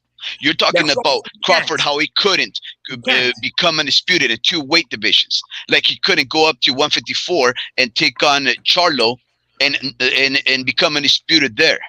You're crazy if you think he can't do these things. With due time, the only thing he hasn't done is that he hasn't done those. But it's not like it doesn't mean he can't do those. Homie Ricky, this is the sport. Listen, this is the sport of a puncher's chance. We just saw that evident in Francis Ngannou arguably beating Tyson Fury.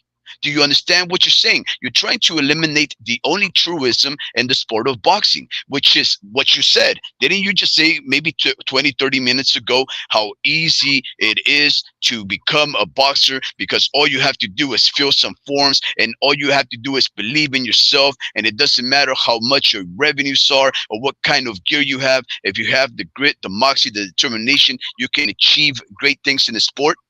Yes, the reason for that is because of the puncher's chance. No. This is the reason why Jake Paul has climbed up the ranks, because he's believed in himself. He's now actually he's actually a ranked fighter. What I'm trying to tell you is this: if you're saying that the best fighter in the world between fighters that are actual professionals and some of the best fighters in the world that agree with this, a major consensus of this. If you don't think he can outbox a lot of these guys, like Canelo, and maybe take a couple of losses to a lot of these guys, like Canelo, because Canelo has lost a couple of times. We can say he lost to Mayweather. We can say to some people he may have lost to Lara. We can say that he fought Triple G and lost maybe arguably twice. He lost to Bivol. We can say those things. And you're going to tell me that in no shape or form can you imagine one of the best fighters that has every trick in his book, that's ambidextrous. You don't think he can outmaneuver, outpunch, outjab everything and run around Canelo? You're crazy if you try and describe a guy like that. Hey, you wish you had a that's like saying, hey, dude. No, I have a mute button. Look. Canelo being a 2-time divisional champion, Canelo being undisputed. Guess what, dude? He can knock out Alexander Usyk, the greatest Mexican that Mexico, the most accomplished Mexican, Canelo Alvarez, because he's done all these things at these lower weight classes, dude. Guess what, dude? He can move up there and knock out Alexander Usyk because he's got a punch. He's fucking ridiculous. Look, dude. Nice trolling. But it's the reality is this. It's very easy. No, that's the reality, Drew. Oh, my God. It's very easy to become a boxer. It's very difficult to become a champion. So that's the differentiation. Whatever I said 30 minutes ago when you're trying to be like, whoa, champions to just a registered fighter. So, my guy, you just went on like you were interrupting me just so you can spew that nonsense for. Yeah, I know. God, dude, it was No, so no, it's frustrating, because so you're frustrating, bro. That no. I'm sitting over here. I'm just giving you reasonable A leads to B, B leads to C, and so forth, all the way to Z, and you got to spew some ridiculous nonsense. And oh my gosh, dude. But, For like 5 minutes. I mean, it's right there. Buster Douglas. He beat Mike Tyson because Oh the my one gosh, dude. truism about the sport is the puncher's chance. That's the thing. No, A person could come from, homie. Didn't we just see the upset of the year with are they? with My guy, Divino Espinosa knocking out a an Olympian fighter in Robesi, even though he'd Very had possible. oh 20 my fights. goodness. Wait up, he Yeah. had 20 fights with 19 upside down records, and he beat that guy. This is what happens in the sport, and if you're trying to No, eliminate So the incredible aspect of the undefeated, of the upsets and the uh, underdogs, then you're crazy. I'm not gonna let you get away with saying that bro, upsets you're and listen. underdogs aren't what makes the sport great. You're crazy, man. I'm not. No, bro, you're all over the place. First and foremost, there's a weight classes for a reason. Okay, so the fighters that you just named, But Buster that's why I'm Douglas, saying nobody should get to cut the ranks, bro. Buster Douglas, he's damn near career heavyweight, fighting another heavyweight in a shorter one in Mike Tyson. That's one. The guy that fought Robeisy Ramirez is pretty much a career 126 pounder. What you're forgetting is that Bud has to move up 21 pounds just to make the weight.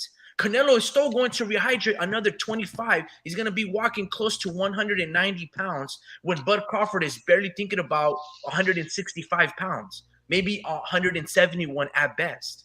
Okay. Robeisy Ramirez did not have 21 pounds advantage over that dude that he pulled the upset this last December. And neither did Buster Douglas and Mike Tyson. So, dude, there's weight classes for a reason. It's the same thing Of why Lomachenko, course, a two-time gold medalist, 396 record with one loss, doesn't move of up to course, 154 to battle Sebastian Fundora because we there's weight know that.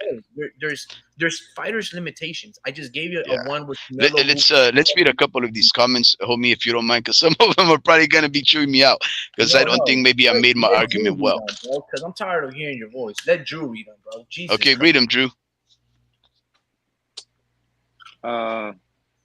who was the last person? Start off with Mexican boxing one, like maybe 20. Any way and anyone you want to start with, bro. Whatever catches your attention, bro. All right. Fuck it. Damn, man. You've missed a lot. El Patruco says Canelo has consistently been fighting bigger guys in their prime since the first Triple G fight. I mean, yeah, of course. I mean, this dude's put on so much weight. I mean, there's gonna be a point of time where, I mean, he can't go below 165, bro. Like, or some shit, bro, because after that it'll become unhealthy, and he'll probably be like fucking a twig, bro. Like, it won't be like he cannot lose muscle after that point, bro. Like, there's nothing more to lose, bro. He's just gotten too big. And yeah, no, that's why he's just fucking dominating, bro. Yeah. But yeah, Bud. Oh yeah, Mexican boxing #1 says Bud can only win if his on that premium snack and has rocks in his gloves versus Canelo. I don't know, man. I think Bud can actually shock the world, but I mean, I'm not gonna bet on nothing. You know, I'm not gonna bet on Bud versus Bud, bro. It's just that's just something I don't plan on doing, and on Canelo. So I'm gonna just, if it ever happens, I mean, I hope it does. I think fucking Canelo ends up just outpowering him. I think Bud will shell up and have that good defense, but it's just, I mean, it's just super unrealistic fight, and I hate it. It's just like, fuck it for like the fun, you know, just to see both two legends go at it. I mean, fuck it, you know, it's a money grabber, and they managed to grab my money, you know. So I'm good with that. So Mexican boxing #1 says the reality is you're a Bud fan. Well, no, I'm not a hardcore like Bud fan. No, he I'm not a told that hard. to Yeah, speed. he's talking to me, man. Okay. Well, see, I wore the shoe. And it fit. That's good. Yeah, because I'm a Bud fan. I mean, I think Okay, so the first time I became, knowledgeable of him was when he fought Gamboa. But at that point, I didn't really think he was at that level in it yet. But I forget who I was watching it with. But yeah, no, I liked Bud at that point. I just didn't think he was gonna be this good. Uh, I thought he was just gonna move up to 147 and have trouble. And honestly, I think I just seen him get better every fight. He just learned how to. He learned what healthy felt. And he learned his body. He knew how good to feel like on weigh-ins. So he's gone to the point where like, cause he's ripped. He's fucking shredded. So I'm pretty sure he's like all fucking muscle, like low fat percentage. Like just there's nothing else to lose type of shit. So um, yeah, no, he even says that he like has a hard time like fucking making weight. So I think it's just hard for me to see him, man. He's so small, man. He's so fucking. He makes these large shirts look extra extra large on him. Like he's a small dude, bro.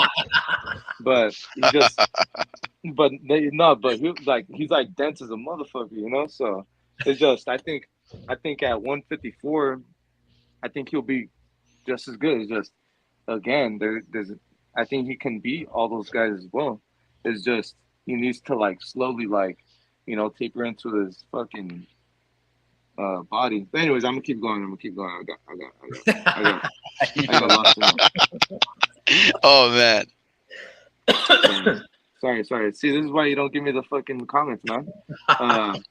But okay, El Pachuco said, oh yeah, box number one says facts.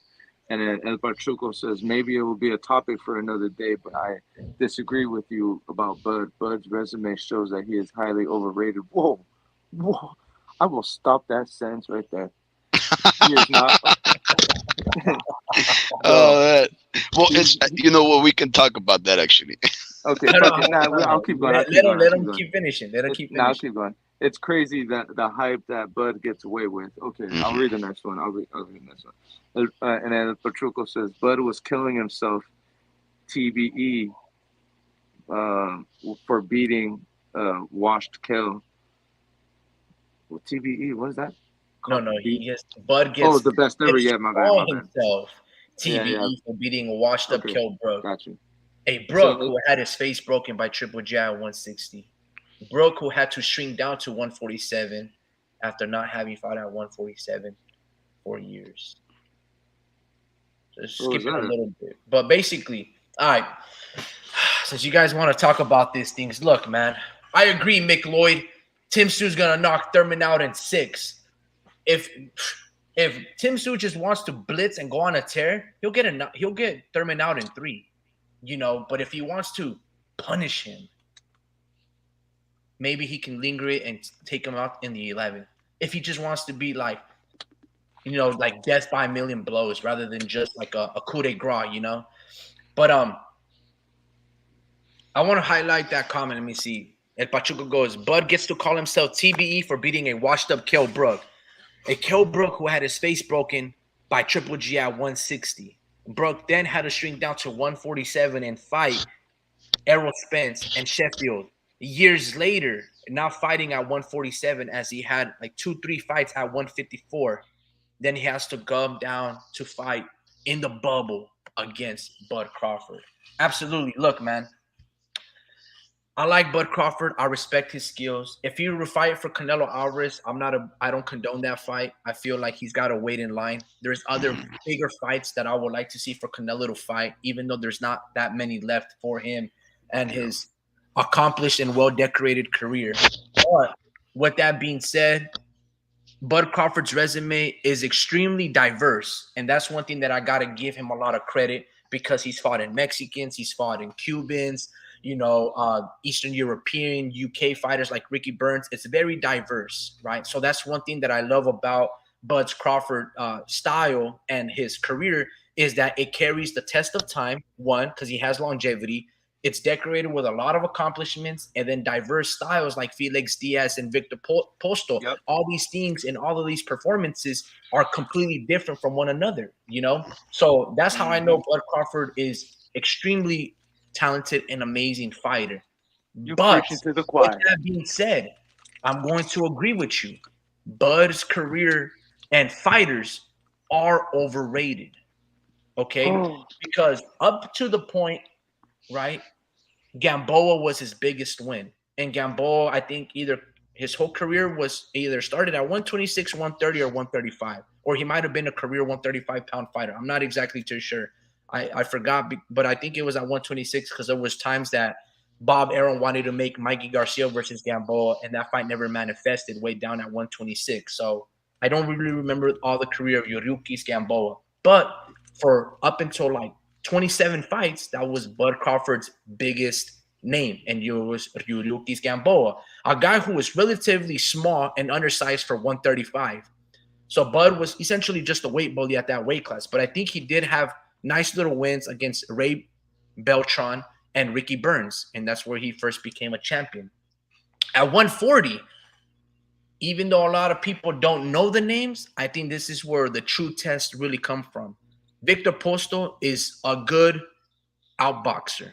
And if you don't have, and if you never fought in that Eastern long, elated arm guard and defense, you're going to get dropped and KO'd like Lucas Matisse.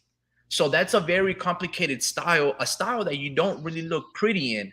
But Bud Crawford was able to look exceptional by dropping Victor Posto 3 times. Not a lot of people are going to give him a lot of credit, but in terms of deciphering that style, you saw Victor Posto give Gary Antonio Russell a hard time. You saw him probably beat Jose Ramirez and Chon Cepeda. So it's a very complicated style of Victor Posto. I'm not saying Victor Posto is a great fighter. I'm just saying he's a very difficult style to look great against. He's not a pound-for-pound fighter. He's not a multi-divisional champion or a unified Victor Posto, but he's very difficult to beat. And Bud is the only one that looked exceptional beating him. I'm also going to give Bud Crawford credit for beating Felix Diaz. All right, the same guy that beat Lamont Peterson, in my opinion, Felix Diaz, who also fought Sammy Vasquez, if I'm not mistaken. He's very talented, right? And in that fight, Bud Crawford did an amazing ability to turning him and fighting the outboxer style. He knew Felix was very athletic and very crafty, and he was just going to be out of arm's reach and just piece him apart. That was incredible. Those 2 fights are impeccable, all right, at 140 for Bud Crawford. At 147, even though it kind of seems like I'm a little all over the place, like I'm doing like a give and take where I'm like boosting it up and then I'm shitting all over it, hopefully I'm not doing that. At 147, I would say Bud Crawford's career is extremely overrated, okay? To that notion, Errol Spence is extremely overrated because every single fight that Errol Spence has had, he was damn near losing every single championship fights. He was losing to Sean Porter if it weren't for the knockdown in the 12th round. He was losing to Kell Brook if Kell Brook didn't quit. If Kell Brook stands up, I think on the 11th, he probably wins that fucking fight. But he quit because he couldn't withstand that Texas heat that Errol Spence was bringing late in the rounds. Errol Spence was also losing to Yordenis Ugas. If Ugas does not let Errol Spence pop 5 uppercuts in the pocket, Yordenis Ugas probably wins that fucking fight. And if he goes on a tear when Errol Spence can't hold in his mouthpiece, Tony Weeks or Kenny Bayless probably stops that fight. Errol Spence's career at 147 it's extremely overrated. But I digress. That I'm still going to give Bud Crawford a lot of credit in how he dismantled Errol Spence because that was beautiful. I'm an Errol Spence fan, but you know when you go watch a movie and the ending of a movie is completely shocking? I don't know if you guys have ever seen the movie like Prisoners or the ending of Fargo or the ending of The Sopranos, and these films catch you off guard. That was a great closure because Bud Crawford had always been telling us what was going to happen if Errol Spence walked the path in which he was leading to and going to. He told us. And we didn't want to believe him, and he was correct in every single aspect. That was very telling and a great revelation. Like if there was a book of boxing, and if there was a Bible book, that would be one of like the stories of Job or something. You know what I mean? Like when did he start saying that? When did he start preaching that? He said that when he had I don't know. It was when Errol Spence was wearing like a red jumpsuit, and they met behind a fight of Maurice Hooker and Cholo Salcedo, or Maurice Hooker and Jose Ramirez. Both guys were there, and they met backstage. Elie I wonder what year that was. Was there with his camera and stuff. But anyway, so we got to give and take and dissect certain things, but it's neither here nor there. It's still illustrious career. It's an amazing career, but 21 pounds is a little bit of a stretch. It's like if you're asking Canelo to go fight Alexander Usyk because Alexander Usyk is undisputed and heavyweight. It's just asking too much. But go ahead, guys. Yeah, no, I don't. That's super unrealistic fight. I just don't want that shit. Yeah, well, I don't want it either. It can happen, but it's just why. Yeah, for what? Why? Because well, Mr. Al Heyman said so. You know. But no, I'm a sucker every time, you know, when I hear that. But it's just, I wouldn't.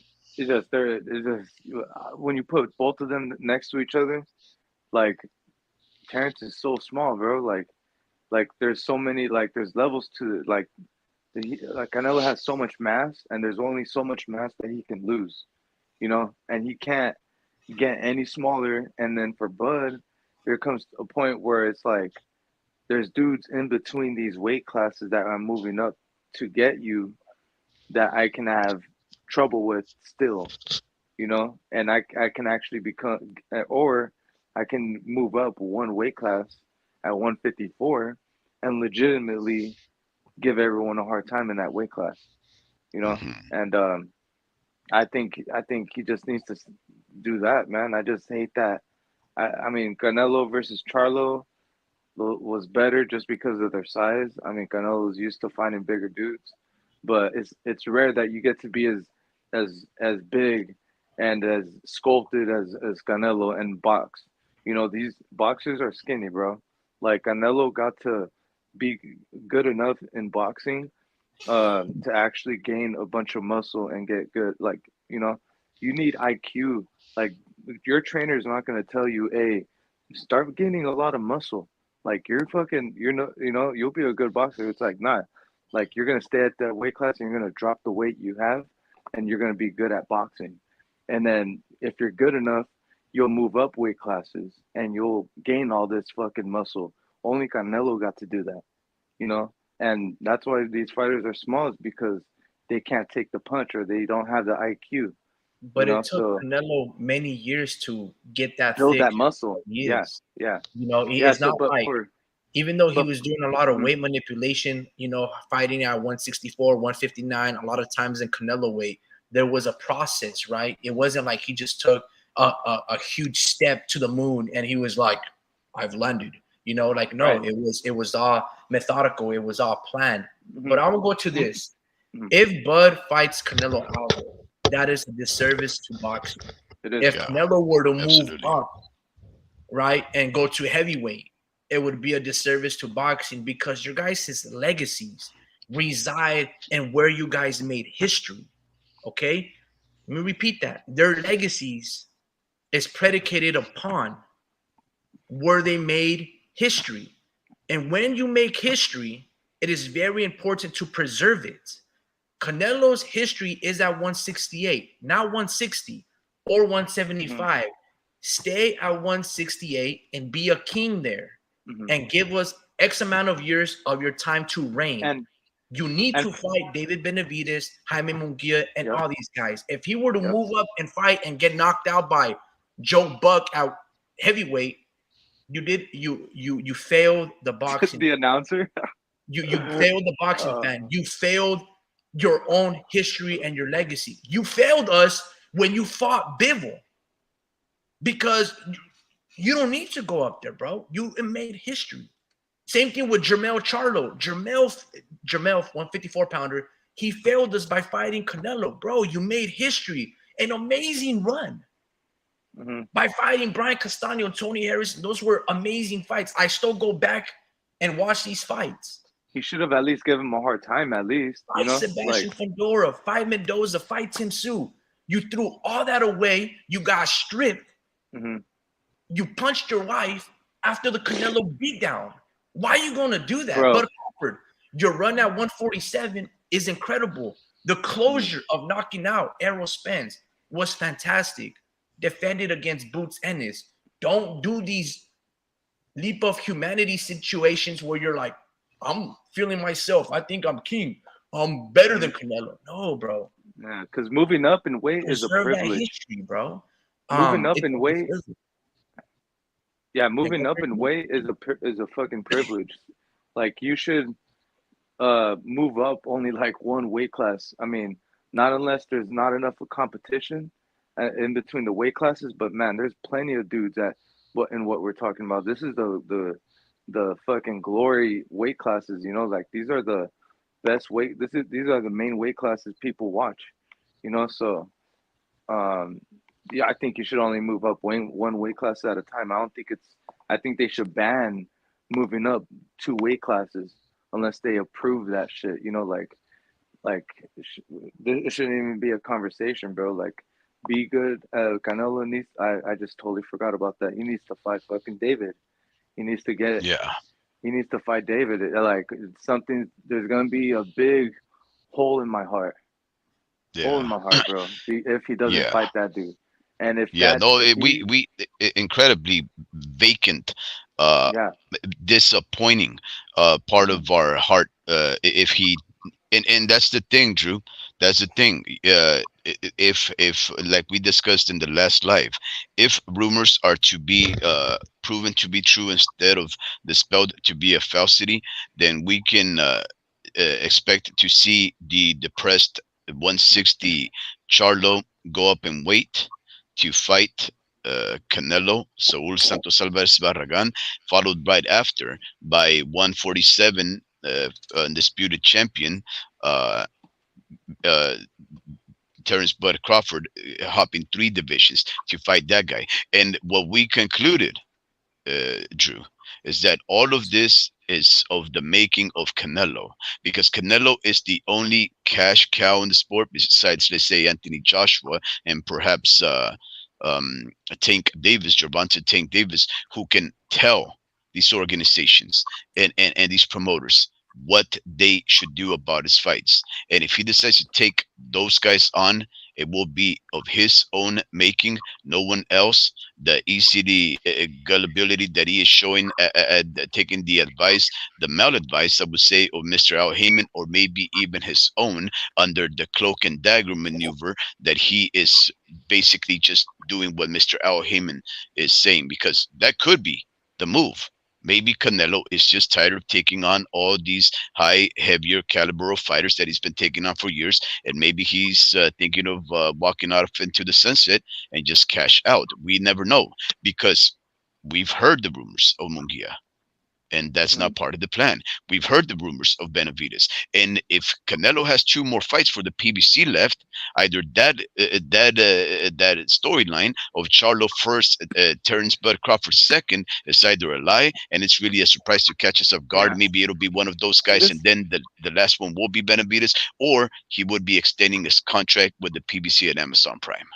yeah, no, this is the thing. Like with the Jermell Charlo fight, I'm like more okay with that fight than I am with the Bud fight, just because it's only one weight class away, you know. And it's like, bro, like you shouldn't even be like in the conversations of these types of fights. Like, are you okay mentally? Like, man, bro, I can only imagine what the press conference is gonna look like. It's like it's gonna be so awkward and shitty. Like this dude's if he's in the same state he was his last fight, like it's gonna be pretty awkward, man. Like it were like there's nothing really much to build, man. You know, because how you gonna struggle against a 147 pounder, Jose Benavidez?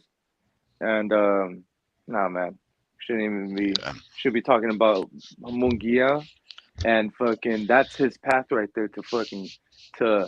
I don't even know what you call it at this point. To fucking Not even putting greatness; yourself it's just putting yourself finishing off right.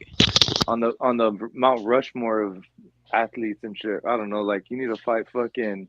You need to fight Benavides and you need to fight Mungia. And if you knock both of those dudes out, that's like, bro, Yeah. like shout out to you. You know. Yeah, it's already, it would be an exclamation point to his career. Mm-hmm. If he did that, he would be, I don't know, top 20 Mm-hmm. greatest fighters of all time. Oh yeah. You know, Mm-hmm. Yeah. So Oh, guys, Canelo, um, guys, if you don't mind, let me just read through a couple of these comments. First Just off, let I him would rip. like to welcome Mr. Mick Lloyd, an Aussie, a fellow Aussie like myself. Mr. Mick Lloyd, stop it. welcome aboard the Homie Ricky podcast. A good even fall to you, sir. Thank you very much for coming on here and entertaining us.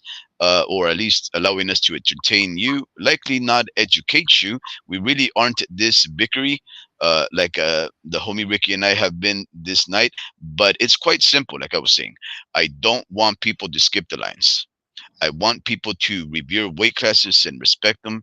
That is why I'm completely against this proposal of a Terrence Bud Crawford and even a Charlo fight. After being so laid off and inexperienced to test on a high caliber fighter like Canelo Alvarez, which, for what I perceive to be a cash grab, when there's a lot of smoke out there for this legendary shooting Hall of Famer and Canelo to take on, which basically is just really Munguia and Benavides, like Drew has stated. But I don't want to leave the impression, I don't want my words to be misconstrued to think that I believe Bud Crawford would win the fight. Only that it is not outside the realm of possibilities or fathomability that one of the best fighters can figure out a game plan for beating another one of the best fighters in the current era. That's all. But I would like to just state that I asked Mr. Mick Lloyd what he thinks about Timmy, Tim Sue fighting Thurman. Is he disappointed in his belt not being on the line, or would he like to have seen him fight someone else where his belt would have been on the line? And Mr. Mick Lloyd says that Thurman is good for Timmy to get that win and show USA how good he is. And yeah, I agree. That fight will be taking place in the good old US of A. And if I'm not mistaken, in Las Vegas, I do hope Timmy comes through and shows America that the best fighters in the world do not necessarily fly a flag of red and white stripes with the 50 stars in it. That we do have champions all over the world that deserve our respect and our eyes on them. And of course, El Pachuco states that the narrative that Virtual ducked Bud comes from the WBA president. So we know that the sanctioning bodies are mega corrupt, but we're going to believe the WBA in this one, right? Well, I don't think we believe anybody anymore, El Pachuco, um, gentlemen, do you mind if maybe I bring up another topic of conversation, which is basically this weekend's upcoming fight? I'm sure that you all know that UK's Conor Ben is going to be taking Brooklyn Peter Pistol Pete Dobson. Are you guys looking forward to this fight, and what do you know about Dobson? Because the word on the campfire is that Dobson is uh, is an unknown fighter that is 5-1 underdog.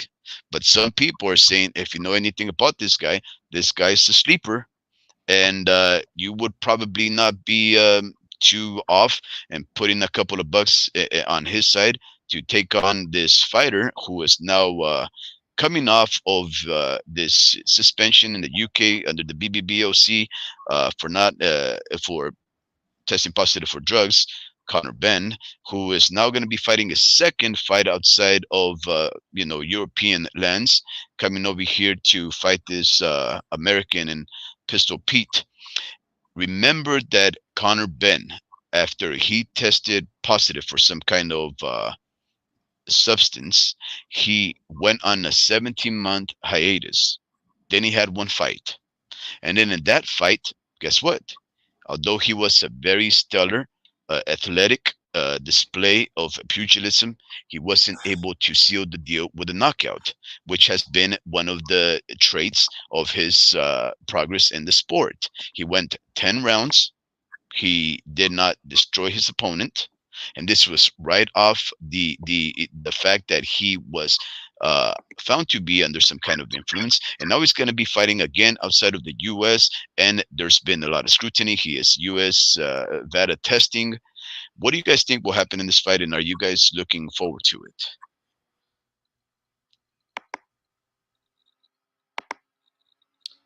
I don't know nothing about Pistol Pete, man. I know that he's 16-0, but he ain't really fought nobody. Hmm. You know, as for Conor Benn, yeah, he was suspended for like 17 months, but he just fought like 4 months ago against Rondolfo, and it was a really tough fight for him. Yeah. But it was a fight that he won. He just met with some resistance. I'm not too sure about that fighter that he's fighting. Um, Look, Conor Benn is very strong, very athletic. I seen him have problems against guys like Adrian Granados from Chicago. Um, I don't know. I don't know. It all really it depends. What's this guy? What'd you say his name was? Like Peter what? Peter Dobson? Peter, yeah, Dodson. Peter Pistol Pete Peter Dobson. Dobson. Dobson. I don't know. Boxing. Peter Dobson. All right. Let's I guess who has his what's his best fighter that he fought with the best record? His last fight was against Rodrigo Damien Correa. Mhm. Let's see. Versus oh, what did I say? Rodrigo Damien Correa. See if it's up here. So this guy's like hard to find. Andres Vieira. That was 3 fights ago. He was 10-3 and he knocks him out in the 5th round. All right, let's see something right here. Let's see. I'm being serious. What I like about Pete is he's putting leg pressure. For those that might not understand, you don't have to throw any punches. Make the guy move. Make him burn his energy. So I like what he's doing, using leg pressure, using feints, staying behind the jab. Very, very, very, very impressive by his performance so far. Andreas seemed like he may have leveled up a bit this round, Bob. Yeah, Conor Benn's knocking him out. Yeah. Yeah, man. And that's the funny No, thing. but You only watch a fighter for 5 seconds. no. No, you said that last time. You said that last time, and I think it happened. So I don't know what you see. I know you see 5 seconds of a guy's fight. Like literally, the guy was standing there. He didn't do nothing, man. Come on, give him another shot. No. Jump- What I'll say is this: you would say the same with the guy that Conor Benn fought in his last fight, Rodolfo Orozco. If you saw his fight highlights, you're like, "Oh, dude, Conor Benn's knocking him out." The next thing Yeah. you know, he gets meet with a lot of resistance. We just saw in December a similar fighter, right? Where Robeisy Ramirez he was like a 10-1 underdog. I mean, Mhm. favorite to win that fight. And he gets met with this dude that has, if you look at his highlights and you're watching his fights, you're like, man, he's very slow. He's tall. He's sloppy. His punch technique sucks. You know, he's just slow. And Rafael Espinoza beats him. You know, it looked like Robeisy Ramirez was going to knock him out within 4 rounds. Somehow this dude finds the touch of Midas and he just turns it up a notch. And he was like, I will get beat down, I will get dropped, but I'm getting up and I'm going to become a champion tonight. And that's exactly what he did and beat Robeisy and upsetted everybody. That guy that we just saw right now, Pistol Pete, he might just do the same. But what I saw right there in those 5 seconds, it's pretty simple. I didn't like how strong he was. Like he don't look strong, you know, and his blocking ability, he's already backing up, but his face is already being lifted. So Yeah. it lets me know that his head's getting snapped off weak punches. Conor Benn is fresh. He's not coming off a 17-month layoff. He's gonna fine tune some things. You know, he's not gonna have ring rust. He's gonna knock out this guy who's 16-0. The guy he's 33 years old, hasn't really fought a top competitive fighter. He's getting beat.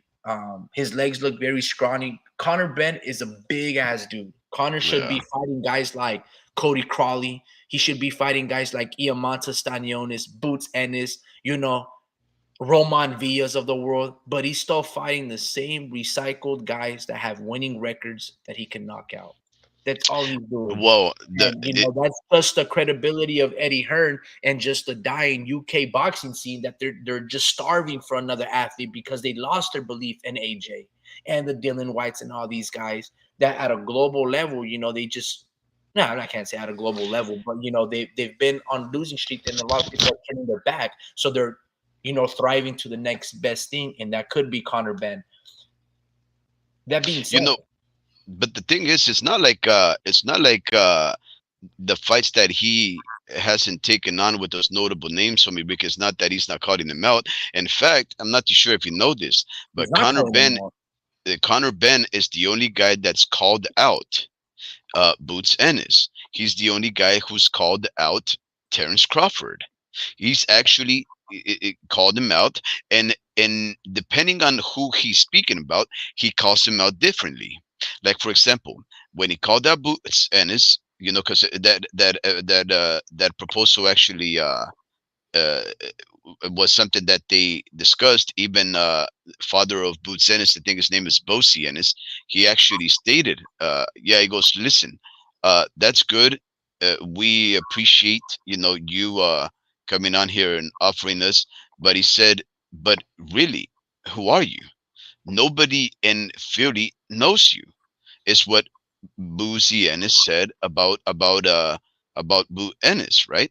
That apparently Boozy, the father of Boots Ennis, said that that's not a big fight because nobody in Philly knows who Conor Ben is. And Conor Ben was like, who cares about Philly? Nobody in the UK has heard of you. And the UK is a great nation where we invest a lot of money in sponsoring our fighters and watching them. Nobody goes to Philadelphia, has big fights. When was the last big fight in Philadelphia? Why are you trying to act like you're an A-side fighter, that you're too over my pace grade, that I cannot have a shot at you? He's called him out, and he's Whoa, called him whoa, well whoa, with whoa. enough antagonism Where'd to you see hear him be. that? That's a great argument. Uh, let me see. Because that's true. That's exactly right. Like, who cares about Philadelphia when I have a whole country behind me? You're just a state. Yeah, so let me see. This is Conor Ben. I think this might be this one.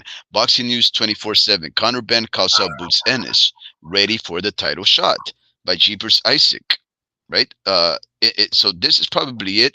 I don't see. This is what he says. Ben says that a lot of people view Boots Ennis as the boogeyman, but he's not as scared of him, and he is ready to face him. He says that he's gotten to where he is today without benefiting from an amateur career the way Boots Ennis had. Now that's another truism. You see, here's the thing.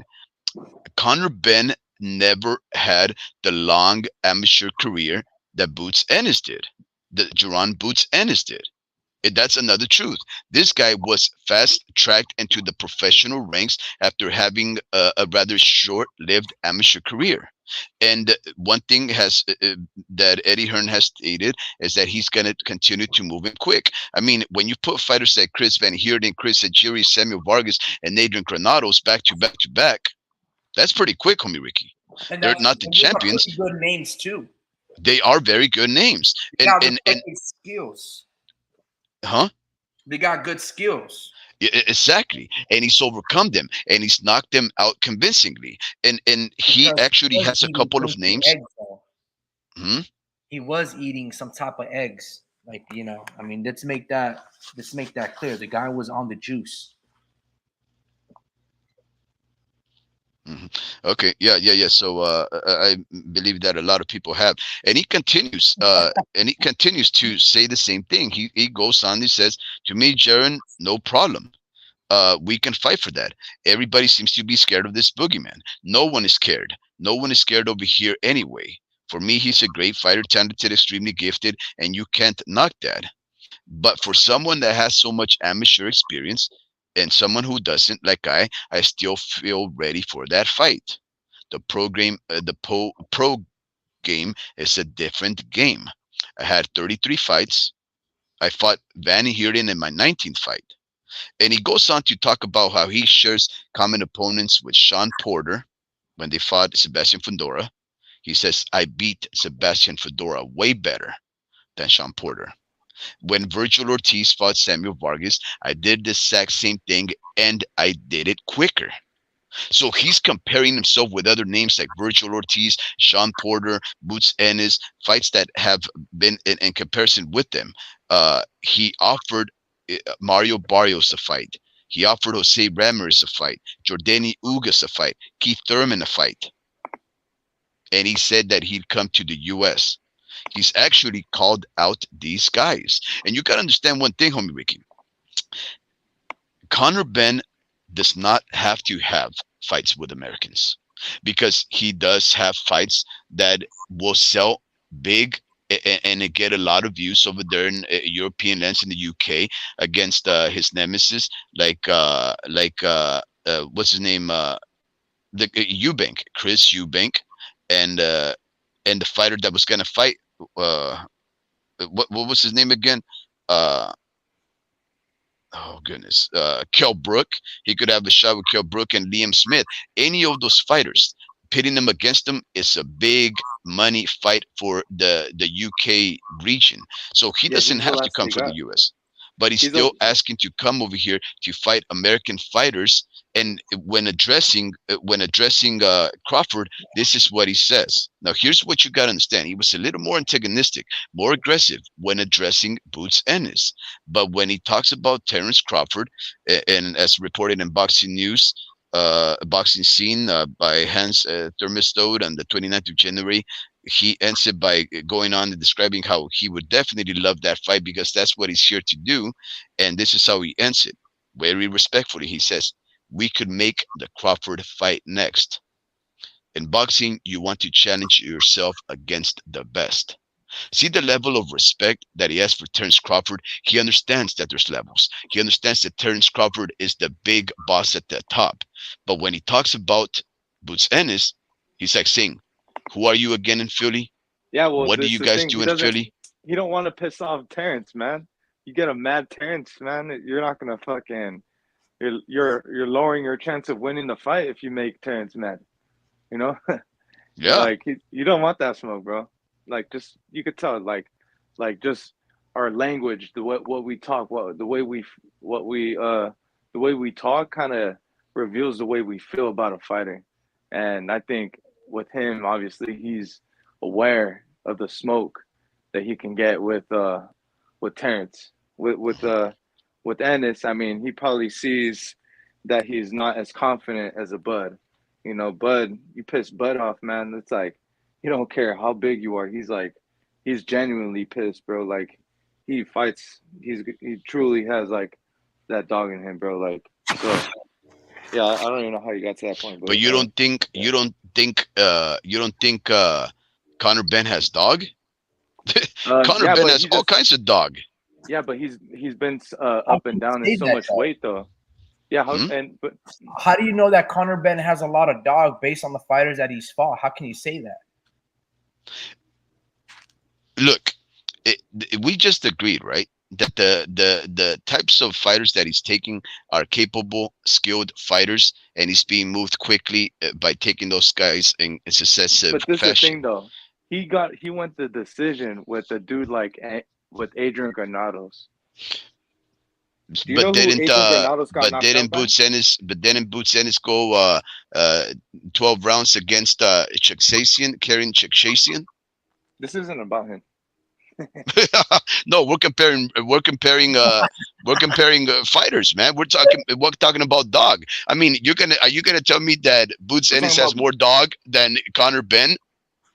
well, I don't know. Yes, I don't know. Because of what? That wasn't my because argument. Because of what? because he just knocked out a Marcos Maidana like fighter. Who had Marcos Maidana, like, oh no. my god. That guy Roman Villa from Venezuela or Colombia. That's a Marcos Maidana type of fighter, bro. That dude is that dude is tough. That dude is mean. He's powerful. I mean, you don't get to 25 and one with 25 KOs for no reason. Who? And That's the guy that knocked crazy. down Rashidi Ellis 4 times.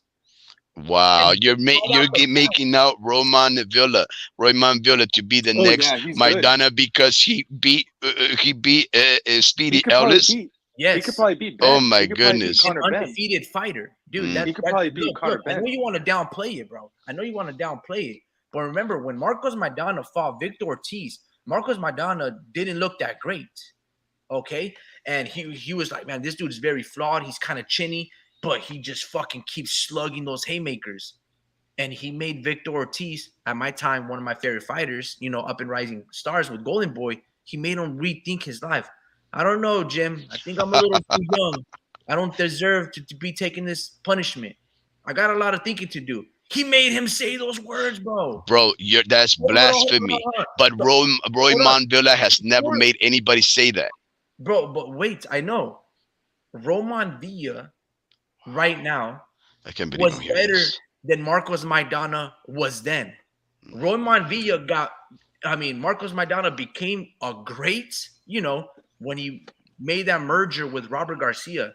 From then, he was getting beat and getting dropped by guys, Amir Khan. No miss, no, who was very fast. Go watch that fight, guys. Marcos Maidana versus Amir Khan, an amazing fight. So much entertainment. And Amir Khan beat him. Yeah, but it doesn't matter. Great fight. Man, that was Yeah, look, fantastic. homie Ricky, I it's That was a feel good fight. blasphemous. It's That was a good fight. blasphemous that you try to give Roy Mondvilla the credit that no, Will. Maidana amassed in 8 years of fighting just because he fought Listen, really Rashidi Ellis, and you comparing skill set or the appearance of absolutely a fight style. That's no. crazy. Styles makes That's fights. what I Oh just said. yeah, no, that's crazy, Listen, bro. That's as crazy. Pachuco goes, the UK has the best boxing fans, respectively. Sweet Caroline. Dun, Whoa, dun. whoa, whoa. It's fantastic. Mick Yeah. Floyd goes, Americans, I'm afraid. Or I What? don't know what's going on. But Virgil versus Conor Ben would be a great fight. I forgot I got Virgil by KO. I hold Virgil in the highest regard, as Robert Garcia aptly stated. In order to beat Virgil, you have to kill Virgil. Or Virgil killing himself, right? Since got Rabiosis. Ben.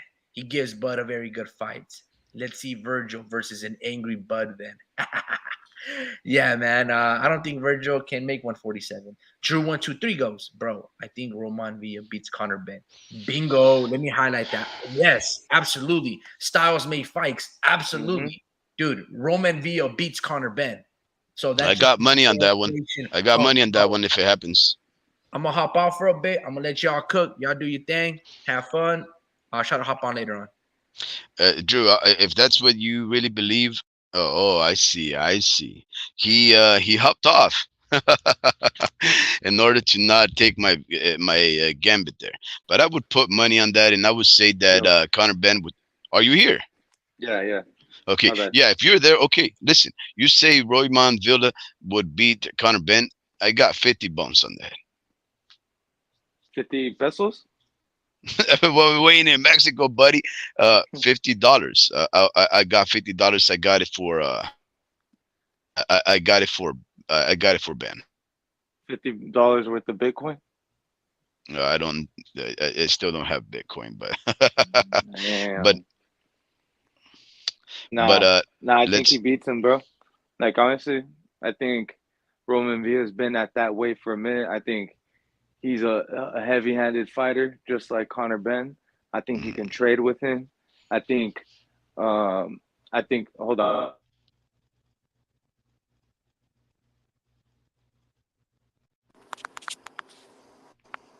Yo. yeah. All right, sorry. It's just my AirPods died right now. Um, Mm, but yeah, let me get this situated. But yeah, no, I think Roman Villa beats him, bro. I think he's heavy-handed. I think he showed that what to do. Like Rashidi Ellis, it's just Bud really does have that dog in him, bro. I think he instead of like when he gets intensified, like his way of getting an up on you, like getting one up on you is making you miss and countering on you. Like he really does have that flawless style, bro. Like he does try to like go blow for blow with you sometimes, but I think if you punch him hard, he's gonna punch you back type of shit is what I'm trying to say. And he does it in a way where he sets you up. He doesn't do it in an extremely aggressive way where he opens up and shit. Like he's always tight regardless of his emotion. Cause I mean sometimes like you know that dude Karen, that Karen fighter, I forget his name. yeah. Karen Um, Chick he Chasing or was whatever.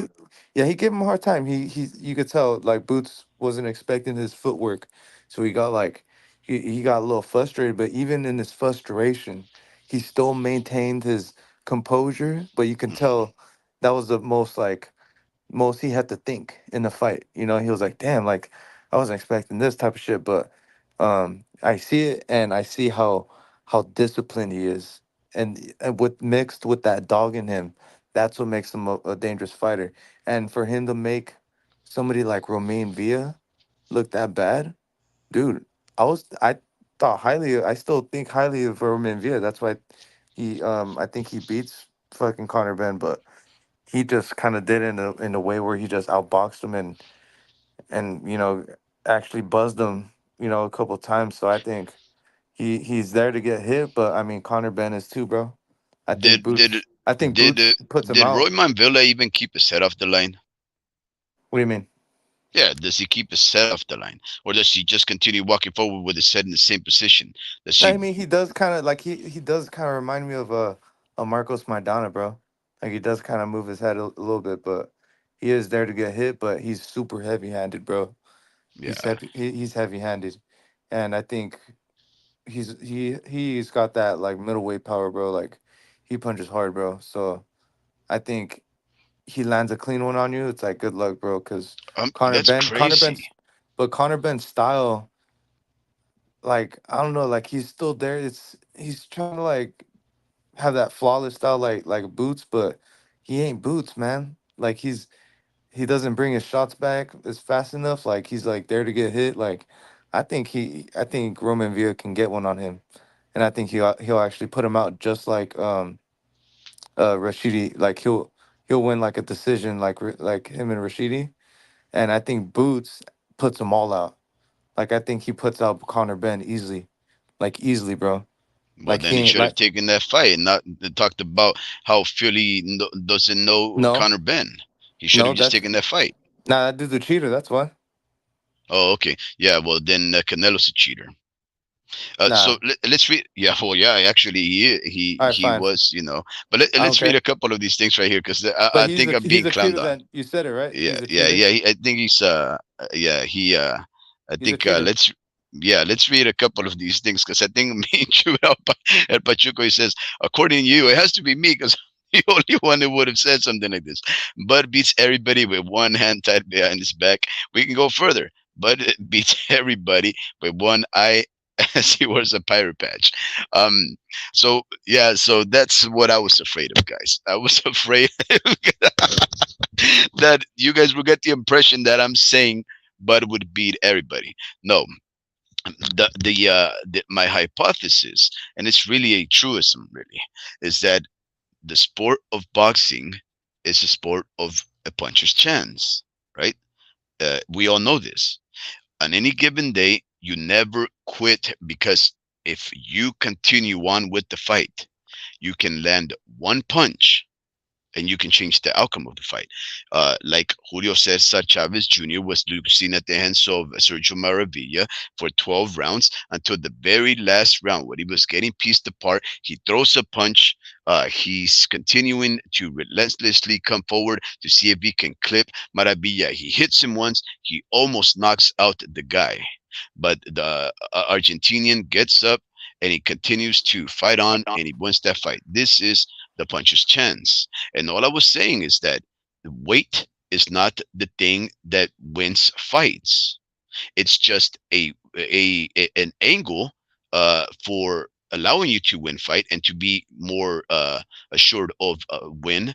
But that is not what wins you fights. Skills pay the bills, and I believe Terrence Bud Crawford does have the skills. Now, that's not saying that his skills might necessarily transcend all weight classes, two, three divisions up there. No, that's why I said I don't want to see it because I do believe Canelo would beat him. I do believe it's a cash cow. I don't think that Terence Crawford deserves it because, oh my God, how incredible he's done in the sport of boxing. He deserves millions of dollars before he cashes out because we've never supported him financially. No, I respect the ranking system, even though it's corrupt, but I want this ranking system to be adhered to, and I don't want nobody taking the shortcuts, asking us to pay big money just because we feel bad about the guy who he's never gotten the best pay-per-view numbers in the world, and I'm supposed to be feel pity for the guy. No, Canelo shouldn't fight that guy, and there's only one fight that we need to see. would be Benavides, and that's it, and maybe Mungia, and that's call it a night, right? But I just wanted to make sure that that I did not give the impression that I think, but legitimately beats Canelo, just that there is a possibility because he is very skillful. I think that is a logical, reasonable thing to say. And the Mexican boxer said, "Yeah, shut up. You don't know anything. You're not saying nothing. You're a Bud fan and mad because Canelo gonna knock him out. Happy laughy emoji. Facts 100%. That's what it is." Um, We read Drew. all that. Yeah, Drew. I was. Were you impressed last year with the level of fights that took place? Did you think that last year was as incredible a year as that as I thought it was? Yeah, no, I thought it was the best year in boxing since 1990. No, I'm just kidding. Um, I don't know when. I don't know when the last time. Honestly, this is probably the deepest I've been in the boxing game, like knowledge wise. Like, yeah, this is the biggest year in boxing, and just hearing everyone else say like, yeah, this is the biggest year in boxing, and like, in my life, and they're like around my age, so I'm guessing since the 90s, so yeah, like, of course, bro, like it was memorable. I'm always gonna Mhm. remember this last year, but I'm not like I'm kind of skeptical on this year, like I'm not hearing like big fights this year, like this year feels like a dud. I think I think Oh. this year feels like this is the thing though. Like I think I forget how many episodes for like we're talking about this, but once Mhm. Canelo leaves, it's gonna open up so many new doors, bro. Like Mhm. he's hogging up so much shit. Like he's kind of like pausing in the sport in a sense, because these people decide to sponsor whoever. Like Canelo got his own brands and all that, so I think at this point he's not serving purpose to the sport of boxing to where he's making the right decisions for boxing. I mean, Mhm. sometimes those decisions aren't like, in his, because you don't know what he feels like. You're tired. How many rounds does he, like imagine how many rounds he got in him, over 400 rounds. So it's like, of course he's tired and doesn't want to fight anymore. Like I can't blame him for that, but I mean, just do what's right for boxing. Like fight Benavides, take the L, and just kind of, feel like fighting, then that's it, man. Like, you only got two more fights, man. Make them memorable, Like, if this is the thing, though, if he even loses, like, against a Mungia, I'd still want David Benavides, honestly. It's just, I still want it, and that's the thing, like it's still gonna sell. That shit's still gonna sell, and he's just being just wants to take he just wants that take as many or as least L's as possible, and it's like, all right, man, like just take the L, man, just you know we'll get our money, get yours, and just right off in the sunset, win or loss.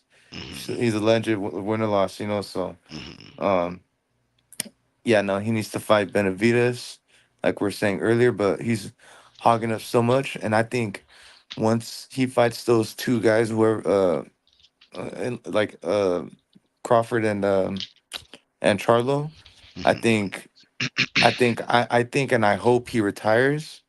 I still like, no disrespect, I still like him as a fighter and all this, and I think he fights like a Jake Paul, bro. Like after that, but once that happens, we're not gonna like take him that serious, and all these belts are gonna be up for grabs, and then we're gonna get the legitimate fights.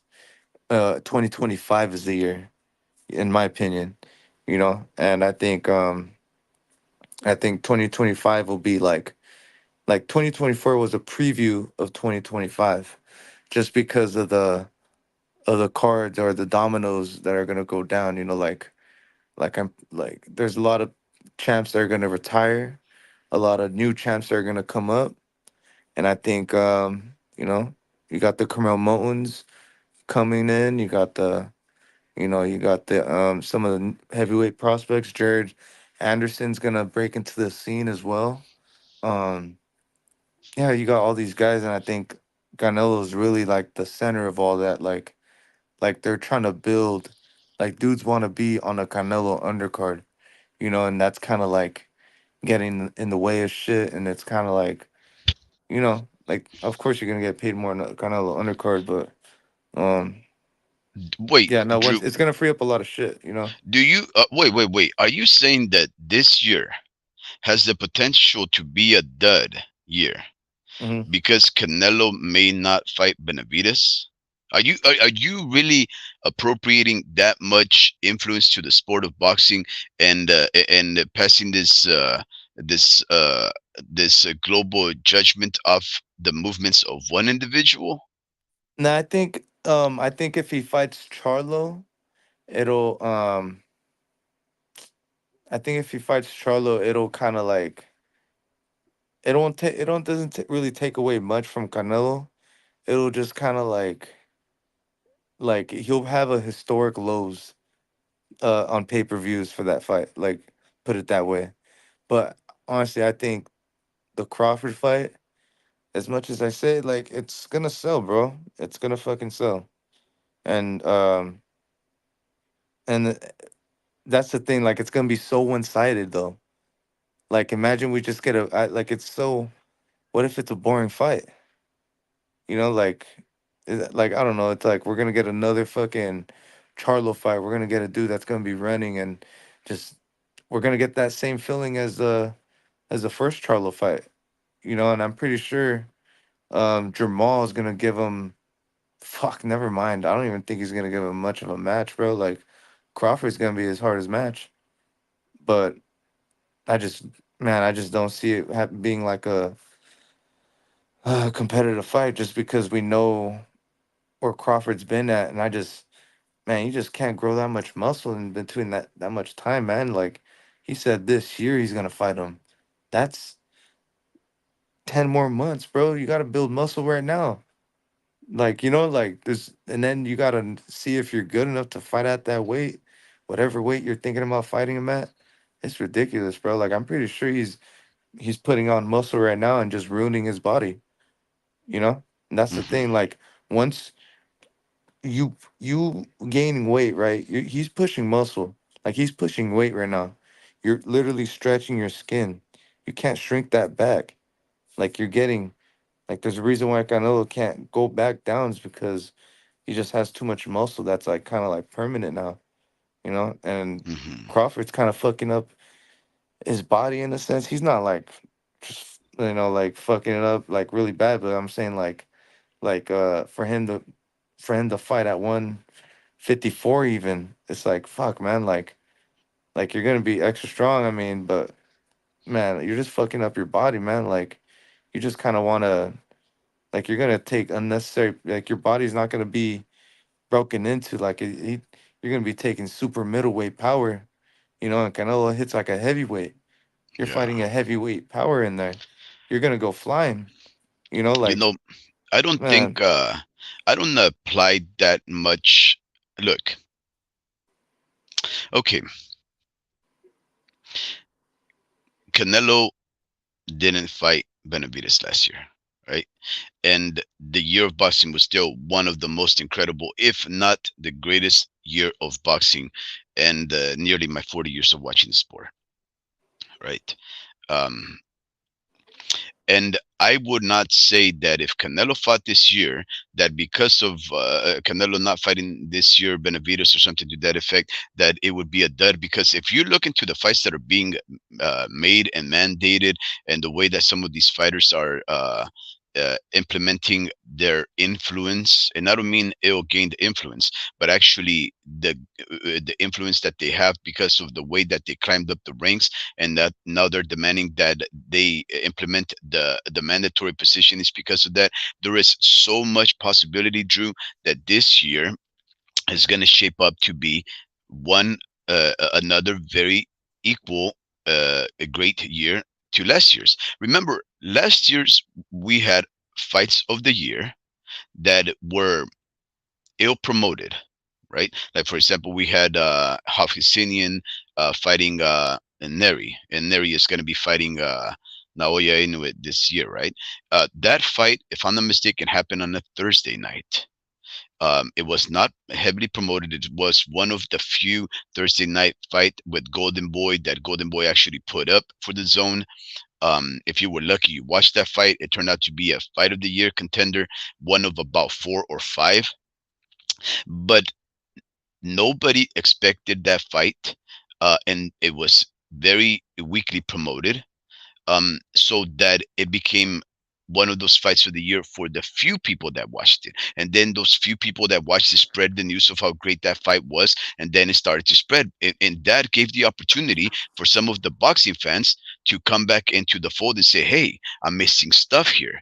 I'm not gonna find the best fights that are gonna be heavily promoted or pay-per-view. Sometimes you're just gonna watch him on random nights and random applications like Pro Box and everything like that, and you just never know when you're gonna get these fights, right? We had a couple of undisputed fights. We had Naoya Inoue.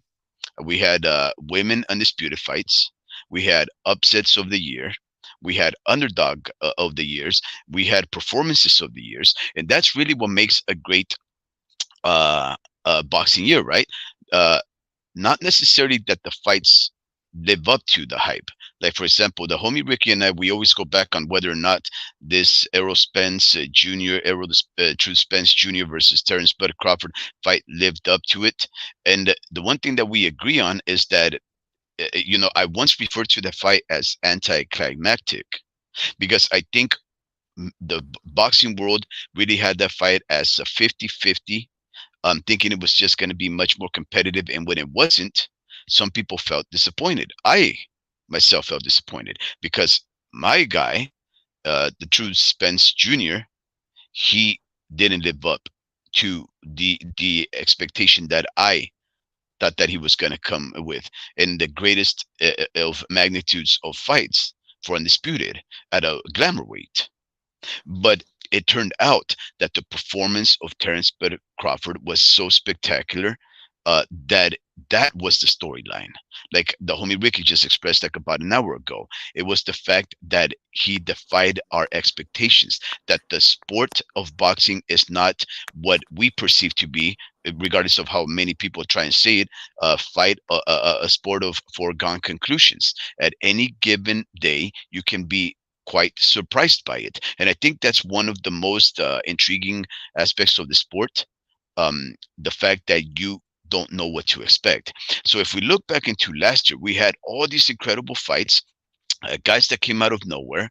Every single week, something was surprising us. And if you look into the near future, Drew, I'm just going to read out to you a couple of the prospective fights that are being scheduled. And you tell me if this year does not have the potential to be great.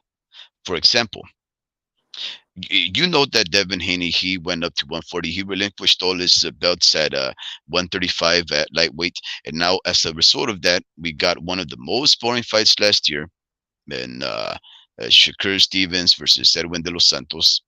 And regardless, somebody took the belt there. That was Stevenson. Now we have another vacant belt, which is being fought by George Kambosos Jr., and he's going to be taking on Lomachenko, right? Now, Lomachenko in some circles is one of the greatest middleweight fighters in the current era. I tend to agree with that. Georgie Kambosos Jr. is a black sheep.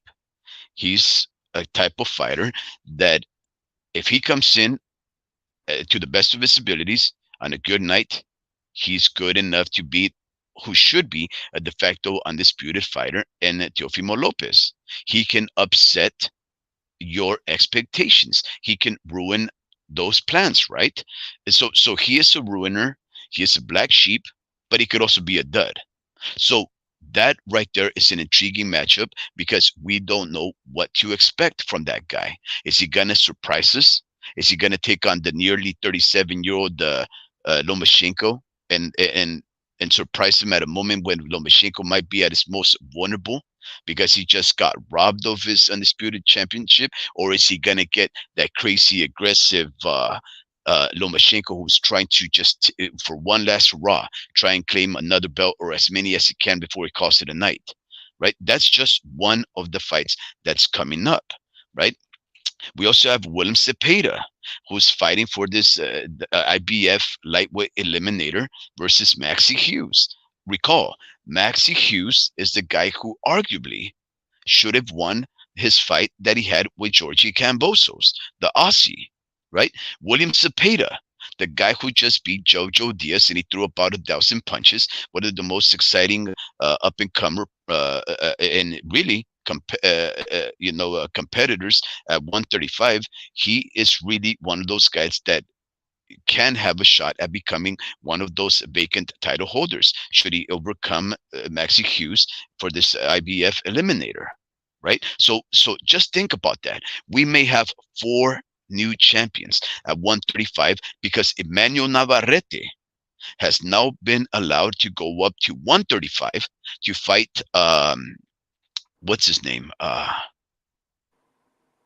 goodness. I'm at odds right now to recall his name, but Emmanuel Navarrete is climbing up to 135 and he's getting the shot at a vacant belt. And this is really the reason why Shakur Stevens, quote unquote, retired. He retired because apparently Emmanuel Navarrete was going to be allowed to climb up the ranks as a super champion that he is, because that's how they do. If you're a champion at one weight class from the same division, you can go to the next weight class and fight for that. It's just there's a vacancy, he's gonna have first dibs at it. He's so upset that he retired, and now Emmanuel Navarrete is gonna be fighting another guy for another belt. So that's gonna make at least three new champions. Now imagine the possibilities of this, Drew. Let me just imagine the possibilities. Lomachenko or Georgie Kambosos win.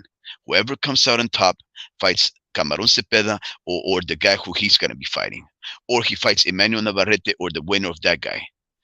Imagine the possibilities of all of those fights taking place. Those are just the kind of intriguing fights that will come up this Dennis year. Dennis Baranchik. Yes, there you go. Undefeated Denis Berenchik. Exactly. Here's another very intriguing fight. Like I had mentioned it earlier on. Israel Madrimov. He filed to enforce the WBA mandatory title shot against the 154 former undisputed champion and Jermel Charlo. So now guess what? We might have a power move by this relatively obscure fighter and Madrimov, who is either going to get the shot by Charlo or Charlo's going to be beltless. A fighter that reached the highest acclaim in the sport, and all of a sudden he is left without a belt to hold up his pants. These are the kind of crazy fights that are coming up. Guess another intriguing fight, and I'm just starting. Do you know who Ajit Caballel is? Who? Ajit Caballel, Oh, that's the heavyweight, right? That upset. What's his name? that big old Russian bear, Yeah, yeah. No, he's fucking light on his feet. I like him. light on his feet, powerful in his punch, creative Mm-hmm. with his punch selection. He knocked Mm-hmm. down that incredibly huge dude, Who was right? it? Ajit Caballel. I forget. I can't say his name. I can't say No, his no, name. no, no. The dude that he knocked out. Yeah, that's the guy who's I can't say his name. Oh, Caballel versus Makhmudov. Makhmudov. That's yeah. There right. we go. So Ajit Caballel. Guess what? He has been mandated to face off. Can you guess who? Wait, say it again. Ajit Caballel Mm-hmm. has been mandated by the WBC to take on a heavyweight elimination bout with guess with who of all people? Zhang. Nope. Hold on. Let me Frank. keep it. Sorry. Uh, Frank Sanchez. no, okay, okay. That's a good So fight. that's a great fight because both of these guys are undefeated, Mm-hmm. right? Both of these guys just fought under the Day of Reckoning. Both of these guys knocked out their opponent. They're coming off the greatest victories in their career.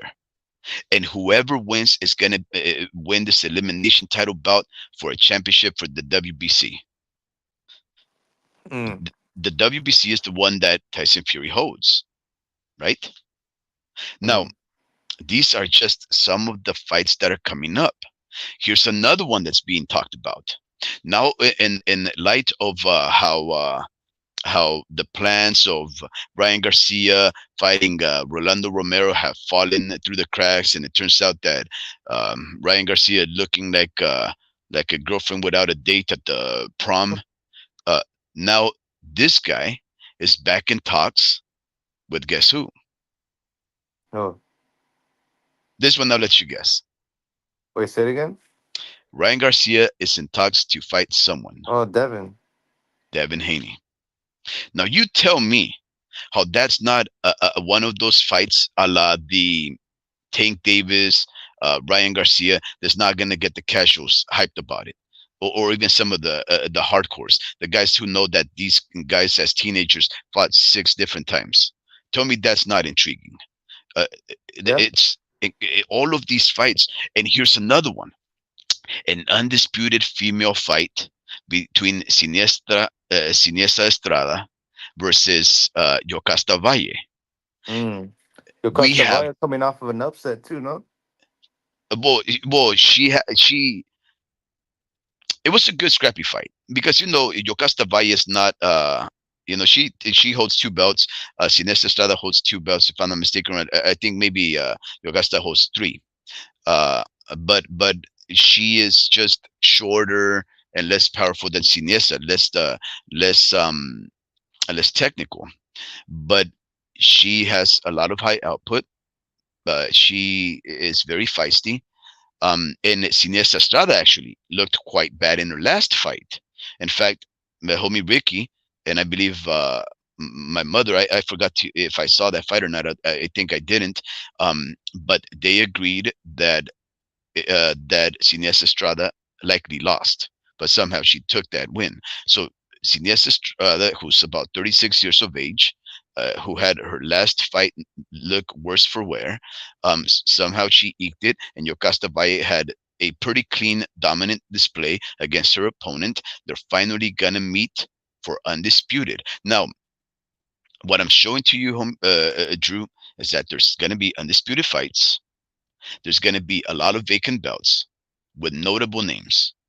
We have fights that are being mandated by the sanctions themselves. We have fighters standing up for their rights to take on mandated fights. Not like Benavides. Even though Benavides has been a 2-year mandatory for Canelo, he's never once filed for the mandatory position to take on Canelo. He talks a big one, but he sure ain't moving politically to get it done. He's not fighting the papers. And those are just some of the fights that we can look forward to in the foreseeable future, just this year. Now, you tell me, Drew, do any of these fights intrigue you or not? Yeah, no, the Lucas Valle fight versus Sinister Estrada is good. I think Hmm. Estrada was gonna fucking wipe her out, bro, just because Valle is good and all. She's consistent. She's a she's not a veteran, but she's actually been in there with some of the best common opponents with Annabelle Ortiz. And I had to look at the scorecards, and I seen they're pretty much kind of similar to Sinister Estrada, except one thing is Sinister Estrada landed more heavier punches, and she actually downed her in the first round. And Sinister Estrada is just sharper, bro. I think this is like one of those good scrappy fights. It'll end like could end in a knockout, but um Estrada only got like 9 knockouts, I think, out of 24 fights total. Out of 25, I mean. Hmm. So yeah, so I think it'll be a good fight. She's a good boxer. I like how clean she looks. Like she's really tight with her D, and she has her hands up, and yeah, I like that shit. She's a good boxer. But yeah, the other fights that you're mentioning, I mean, Canelo had like laid out his roadmap, I guess. Um, and I guess this is all we're gonna get, bro. Like Well, honestly, let me this. ask you: do you believe that, Drew? Do you? First off, I guess before we go on and accuse Canelo of taking on these fighters, because he hasn't come out and accepted that. It's never been formally announced that as the plan. It's just been rumored Right. by a guy who I've never heard about. You know how there's the standard rumor Hmm. guys. and this is not one of those guys, but he does Well, I work for think apparently ESPN this is Knockouts. well two things. Well, two Hmm. things, right? I think I think it's. I think something tells me that it's true because he's actually like all these big sources are actually like putting it out there, you know. And I'm like, damn, okay. And the other thing is, some people are okay with it, and I Yeah. think he's looking at the consensus and all this, like what people think and how they feel, and he's Hmm. thinking, well, it's not that bad as I thought. I think I'm gonna just fight these guys, you know. So I think, like, I Oh think man. I'm telling you, bro, he's slowed down a lot. He don't want that Yeah. smoke with Benavides, bro. And even Jeez. with Benavides, I think Wow. he beats Mungia, but he needs to he's gonna have a good he's gonna have to train hard on training camp, and then he's gonna have to train his absolute hardest for Benavides in order Can to I beat him. can I ask you something? So a couple of years ago, according to some people, this is what Canelo said. Some people say Canelo himself said they misquoted him, but he said something to the effect that he does not like to fight Mexican fighters, right? And of course that's paraphrasing because I know he said something else, and I know that I'm missing some contextual uh, information in order to really get to what he was trying to say. I think mostly what he was trying to say is that he has an affinity for people of his own nation and he respects them. But we know he's a global guy. He hangs out with Daddy Yankee and a couple of those guys from reggaeton that play like music in Venezuela. I don't know, right? He's a man of the people. He's a man of the world.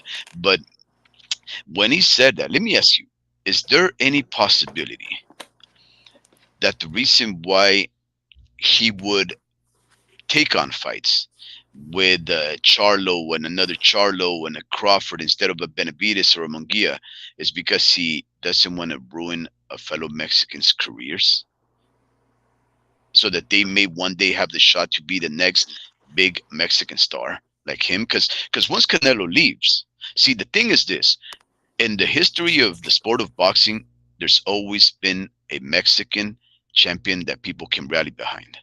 You know, we look at Oscar for like about 15 years or whatever. We look at Canelo for a decade or more now, right? A decade. And so forth and so on. We can go to Chavez, who was before Oscar de la Hoya, who ran that for about 10 years, and so forth and so on. Um, there's always a Mexican or a Mexican American or a Chicano fighter that Mexicans or Mexican Americans or Chicanos can rally behind. Do you think in any idea can you fathom it that Canelo wants there to be a person to represent that great nation of warriors? Can you repeat that? Yeah, do you think Canelo doesn't want to fight these guys so he doesn't destroy their careers and allows for his retirement to be picked up by another great Mexican fighter with potential like him? No, I think he's mature enough to know that his body's not gonna last forever in the sport and function at a high level that he wants it to. I think he said it before. Once he's not good anymore, he doesn't want to fight. I think he's okay with it. Yeah, hopefully he's mature enough and not dumb and think he can beat everyone until he's 50 because he's not a heavyweight. You know, he's not, and not unless you're a heavyweight, man. Like 30, if you're 30 in your 30s, it's like it's okay to be a heavyweight and start, but it's like 30 in in middleweight and all these weight classes. Like, nah, dude, you needed to start fucking decades ago. But like, yeah, no, it's just pretty sure he's okay with it. It's just boxing. th- I think what's gonna happen is it's more natural than you think. I think sponsors and all, I mean, uh, promoters and all these people networks they're gonna see who the people gravitate to, and I Hmm. think naturally we're just gonna get a star, and I think Yeah. it's gonna be one of these stars that have some kind of following. and they're gonna build off of that. You know, it's gonna be. There was a point in time where like we didn't know who the star was, and we just thought the most athletic dude in the ring, as in Roy Jones Jr. was a pound for pound, and he probably, you know, he was. I wasn't alive when he was in his prime, but or yes I was, but I was too young and I didn't watch boxing. I didn't watch. I was a baby. I was a baby, or a toddler, you know. But, um, you know, I wasn't old enough. So, I mean, I think we didn't kind of know like who the real face of boxing was. I think it was Roy, but well, you can have like an older guy tell you that. But, yeah, no, we must have thought like all these guys were like good at boxing, and we didn't care if they're number one or number two or number three. We just wanted to see number three and number two go at it, or number four and number five go at it. Like, we want to see that, you know, like, yeah, we want to go back. We're gonna go back to the glory days where we don't know who the real guy is. So we're seeing a bunch of good fighters fight each other, and we're like, damn, like this is good, you know. And they're fighting for wages that they want, and you know, and they're not overpricing themselves, and you know, a lot of good things are gonna happen when Canelo's gonna leave, bro. And I think it's more of a natural. It's a natural thing, bro. Just because we don't know how much they're gonna get paid, right? But Mhm. we know the gap. We know the gap is Canelo and everyone else. You know, like, Yeah. you know. So I think all that money that Canelo's getting, because Canelo naturally, bro, if you're good at something, you know you're not gonna be good at that forever. Like as far as a performance, like as an athlete, most athletes get told by their representatives, like or their agent, who whatever, like what their investments are, because they know they're not going to be able to do it forever. They need to put their money into something else Oh yeah, because but you know. But Canelo, Canelo's he very already put. has That's what I'm the saying. That's what. tequila brand and mixed drinks, and yeah, But no, that's he's already got that.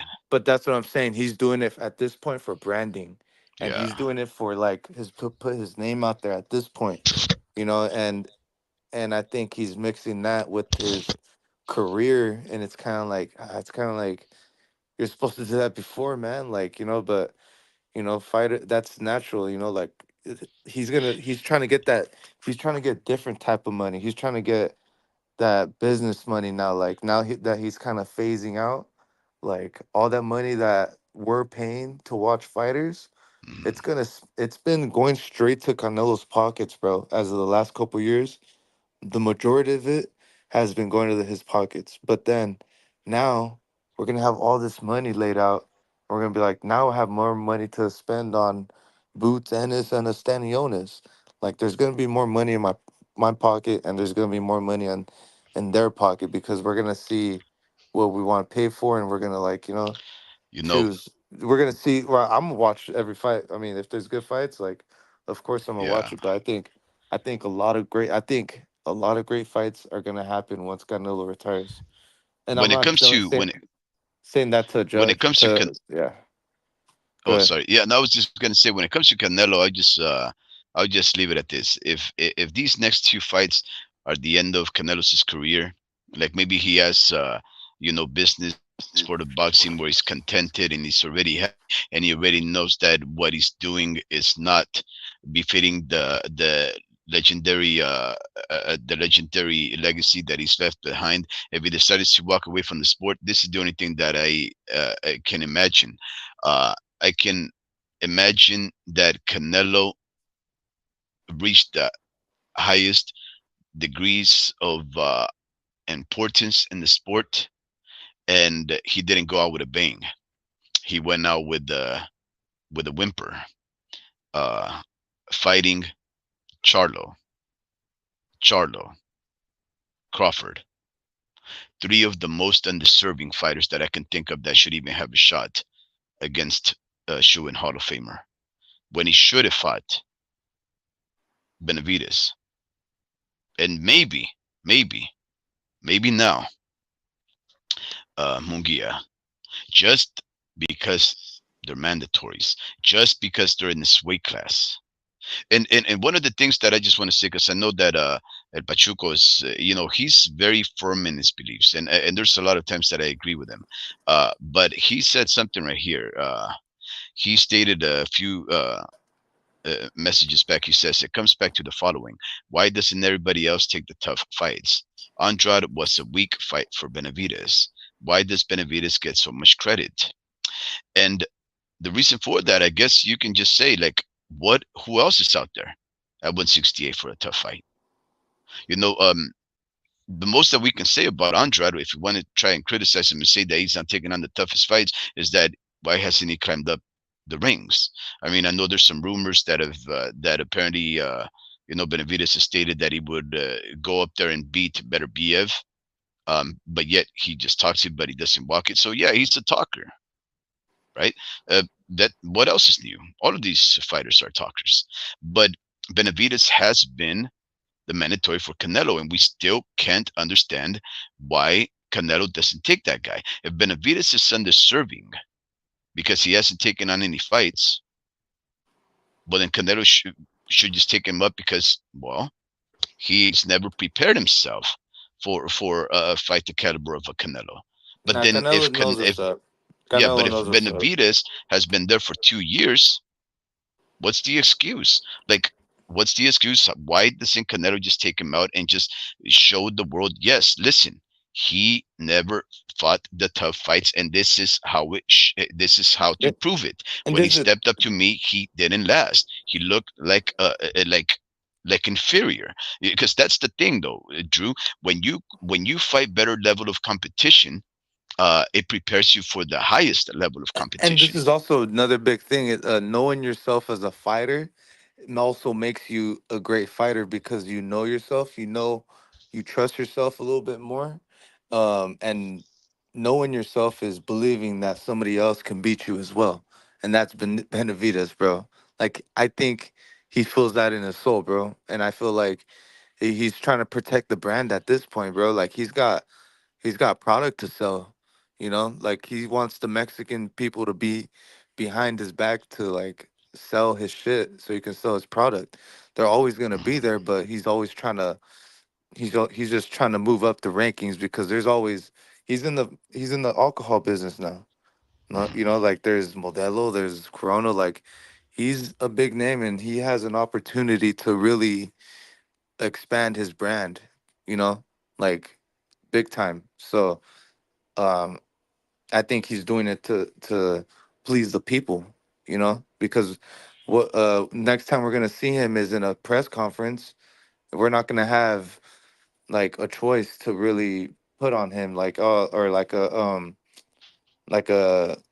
yeah, like hey, or like tell him like hey, we're not interested in this fight. Like he's just gonna sign the contract. He's just gonna fight these dudes, bro. Like fuck our opinion. And I think the biggest slap in the face is the Jamal fight.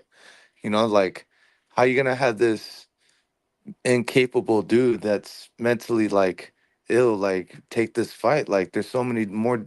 Like I understand he's struggling, but like there's so many fighters that are trying to put food on their table, like like they need that fight, man. And to give it to a dude that has all these issues, man, like I'm not trying to call him a bad person, but there's so many dudes that don't deserve it, like the shit that he's done, bro. Like shit that like he doesn't obviously doesn't deserve. Like he's chose like the bad like people to be around, but it's like, man, like you should be able to accept that and actually like move on or like change from that. But I don't know if he's gonna become a better person in an instant and become a better fighter at the same time, to and we're just gonna get a crappy fight, just like the first time, and I'm gonna feel like gypped. Like, damn, bro, back to back bad, like horrible fighters you're up against. Like, fuck, man, you really just got us, But he's doing it for branding. Once he fights Bud Crawford, it'll kind of like redeem it, just because that fight's gonna sell. That fight's gonna sell, and I do feel like Crawford has a chance to beat Canelo. It's just, I just don't like he has a chance just because of his heart and that dog in him.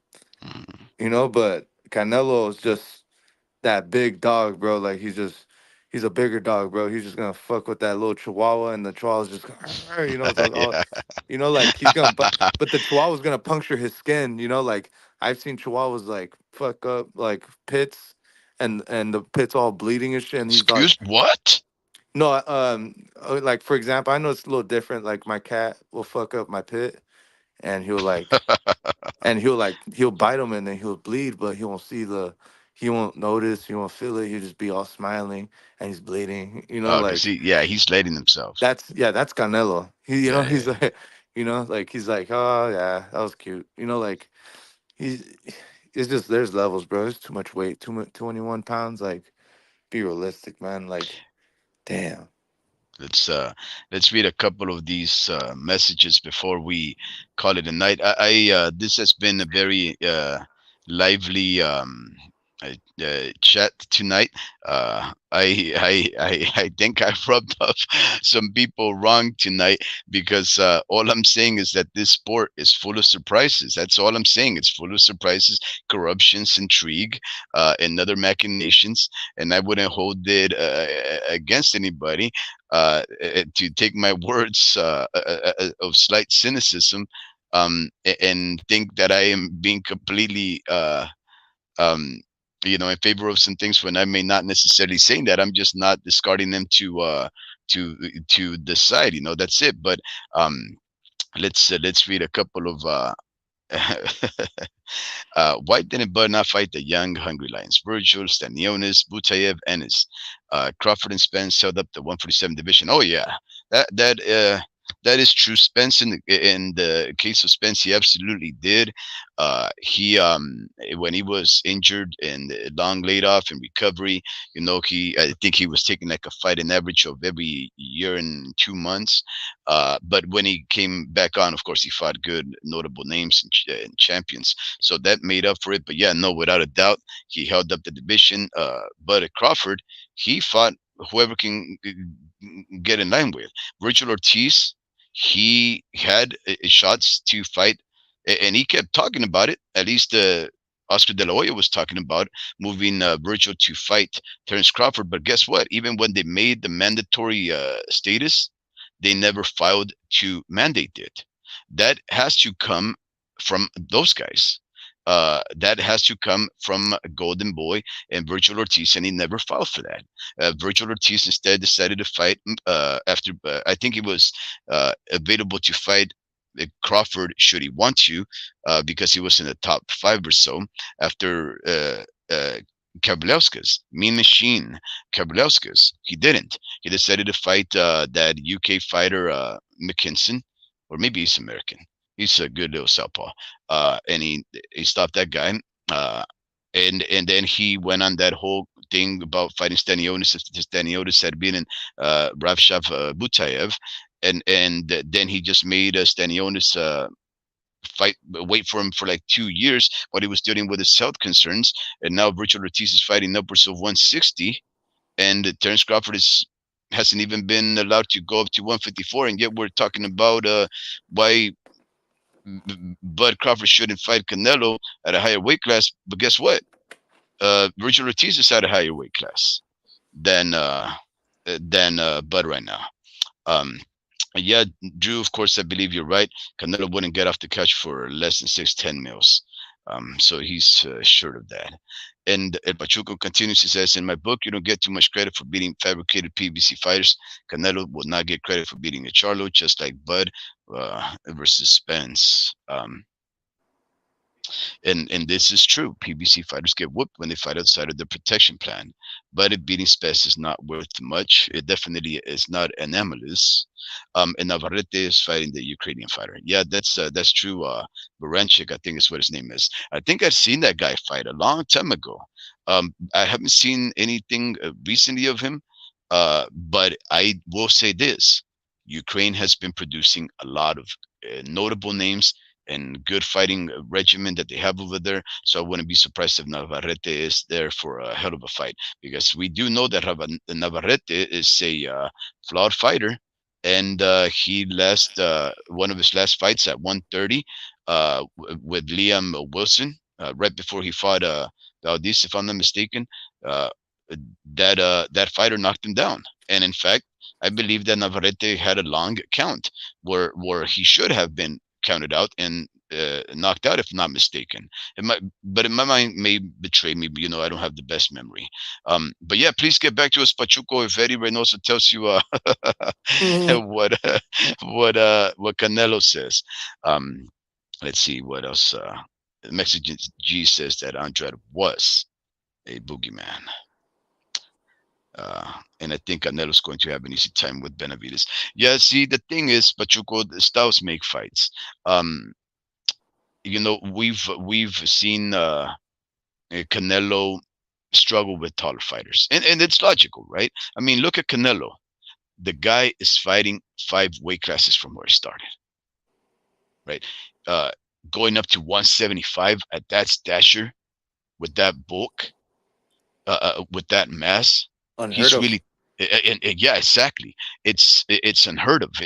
It's incredible. It's just it demonstrates the high athleticism of that individual, the capacity of that individual. It's incredible.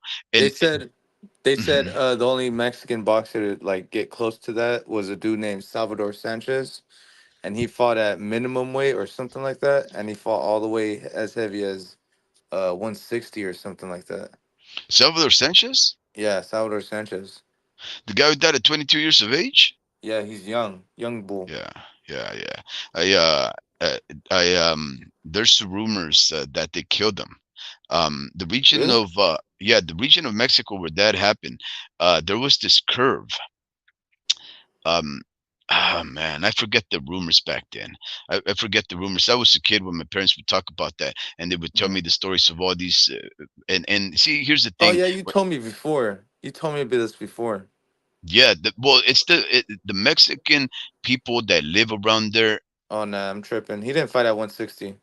No, he fought like at one 130 or something like that. Yeah, he fought Felix Trinidad Senior in 1979 at 125. It's crazy. Yeah, 125. Yeah. Wilfredo Wow. Gomez as well.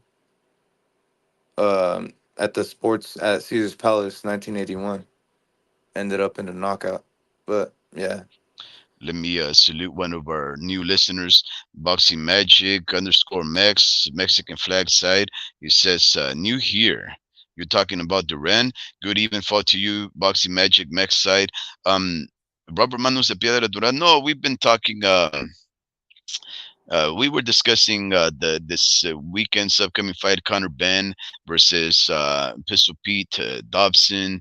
We've been talking about how there's gatekeepers like Keith Thurman, a uh, uh, I don't know what you would call him, African American slash Scandinavian fighter he's who Ukrainian. no, he's not Ukrainian. No, he's No, Scandinavian, I believe. Yeah, no, really? no, no, he's not Ukrainian. No way. I think his mother is Scandinavian and some kind of Asiatic, and then you have his father maybe on the black side, so that's why you have that hue to his skin tone. But he was, of course, making these what I construed to be dismissive, stereotypical. Uh, Accusations of Tim Su and calling him disparagingly, according to him, a flat-footed Mexican Australian, as if a come forward aggressive He is pressure Ukrainian. fighter. You're kidding me. Yeah, he's Ukrainian. 18 and 0, 9 KOs. No, no, no. I'm talking about Keith Thurman. Oh, my bad.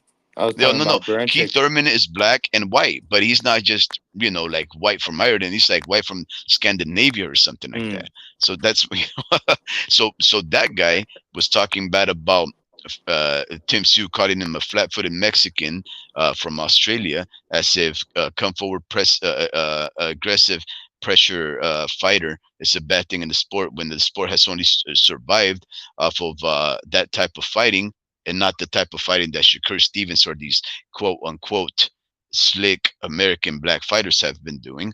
But you know what? We talked about that, and we talked about how Bud Crawford and the Charlos have been a very bad move for Canelo in his career, especially after having achieved one of the greatest runs that undisputed in history, having gone up 4 weight classes from where he's at to beat 3 undefeated champions from all over the world to take on their belts. It's lamentable. It is regrettable that Canelo is moving like this under the advice of his consigliere, Mr. Al Heyman. And I think the world of boxing, once he retires, they will remember that Canelo chose to fight 3 undeserving fighters from different weight classes, Charlo, Charlo, and a 3 division Mm. below him, Terence Crawford, when he could have just fought one man, Benavides, and walked off into the desert, and everybody would hold him in the highest regard. He's moving like he was moving under the protection of Golden Boy Oscar de la Hoya when he was taking men such as Liam Smith from 147, bringing him up to 160. Amir Khan, similarly for 147, to bring him up to 160 for a knockout, and those kind of crazy shenanigan catch weight Hey, bullyism tactics. let me read that this comment by Hmm. Boxing Magic Yes, Mex sir. said. He said the way Thurman said it was racist, like getting there, but enough to piss people off. Hmm. Yeah, no, I agree. It was just horribly worded.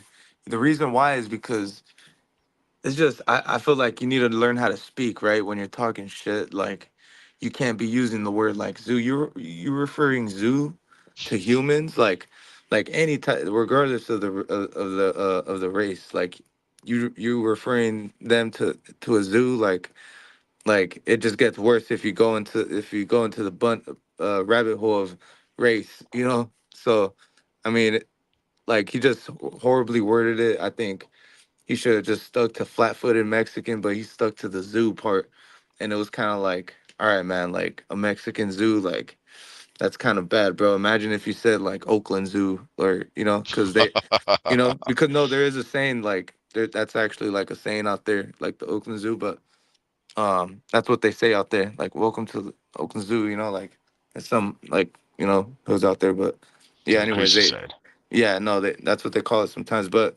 Yeah, like it gets worse, bro. Like it's just horribly worded, bro. Like you could have just stuck to that shit and just kept it classy, and just kind of said what you've done in the past. Like you was on a good rant, but then he said that I think it kind of like, and he used the word Mexican. It's like man, like he's not Mexican though, man. None of you guys are.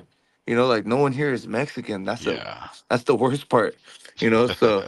So it's like, all right, you should I like he should have just done his studying on some Aussie shit, bro. Like, bro, I was thinking about one. I would have said something like, "I'm gonna open you up like a blooming onion" or something, like some shit like that. Like, I don't Yeah, know. and it's funny because this is where you would say you can't even keep a Mexican out your mouth. That's how much clout and influence Yeah. the Mexican has.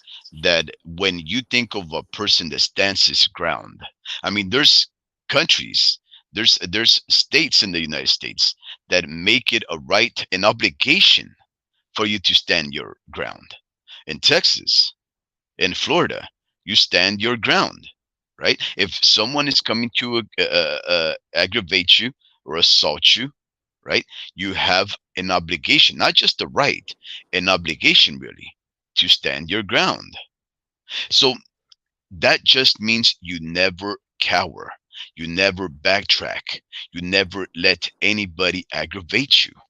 You go there and defend your spot because it's your terrain, it's your personal space. And if people were to imagine the canvas, the squared boxing ring, you know, uh, you know that that that ring right there as terrain that you're trying to take over, then they would appreciate more of why they should defend it. But instead, they want to move back, and then they want to say that they're slick, like slick fighters, or more athletic, but in reality, what you're what you're doing is moving away from the action, and you're there to fight. Like homie Ricky said, one of the easiest things to do in the sport of boxing is circle around.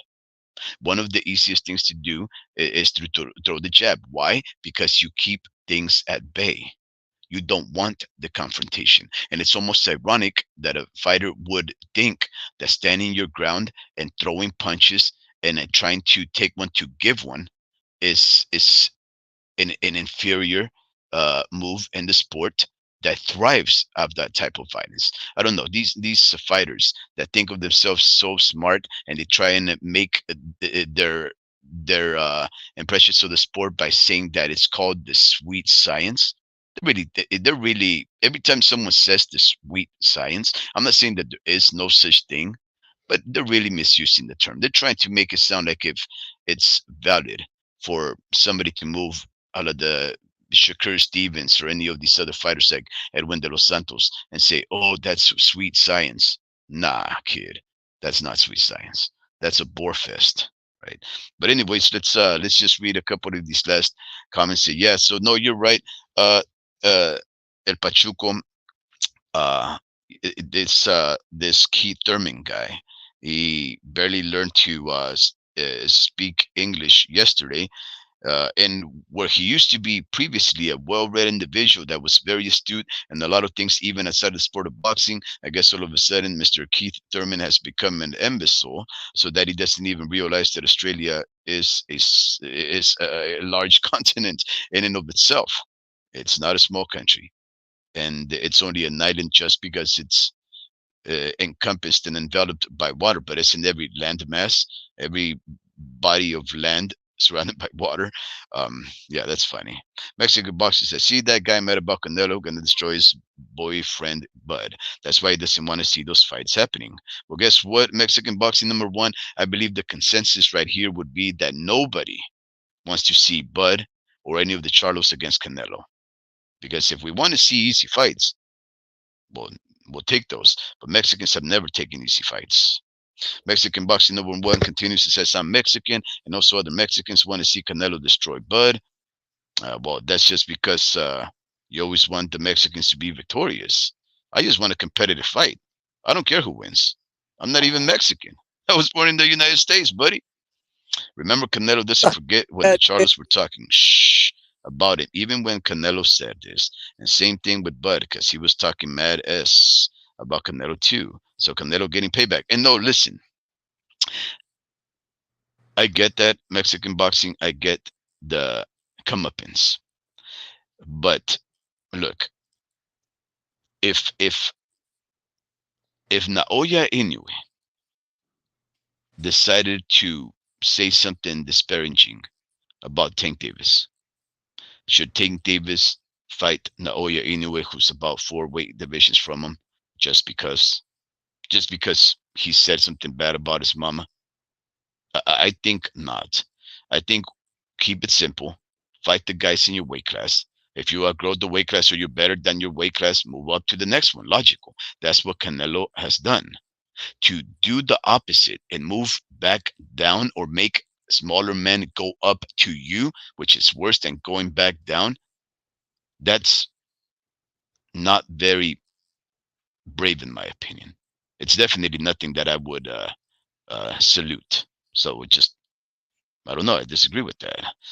Boxing Magic Max says Shakur running versus De Los Santos Sweet Science. LOL, I agree. Yeah, it's the most boring fight, I believe, Magic Boxing Max that I've seen in the past decade. Even worse than Luke Tyson Fury versus Vladimir Klitschko about 7 years, 8 years ago or so. The homie Ricky laughs, and Magic Boxing Mexa says, "Bud ain't got no chance versus Canelo." Well, there's been bigger upsets. I'll tell you what. And Bud Name them. Espinosa versus Robesi. That's not a big one. Anyways, man, listen, you two cook guys. I'm an old man. I am, remember, as of 2 days ago, I turned 45 years of age. I didn't get not a present from any of you guys, not even a la V or ALV or any of those things. It was just more like, no, you guys were awesome. You guys wished me a happy birthday. I'm an old man. I don't throw myself parties. I don't go and blow out candles. But I can tell you this: I had my lovely wife by my side. I had my kid do push-ups with me. My little guy, he's 10 years of age. He is barely getting used to doing push-ups and pull-ups and planks, right?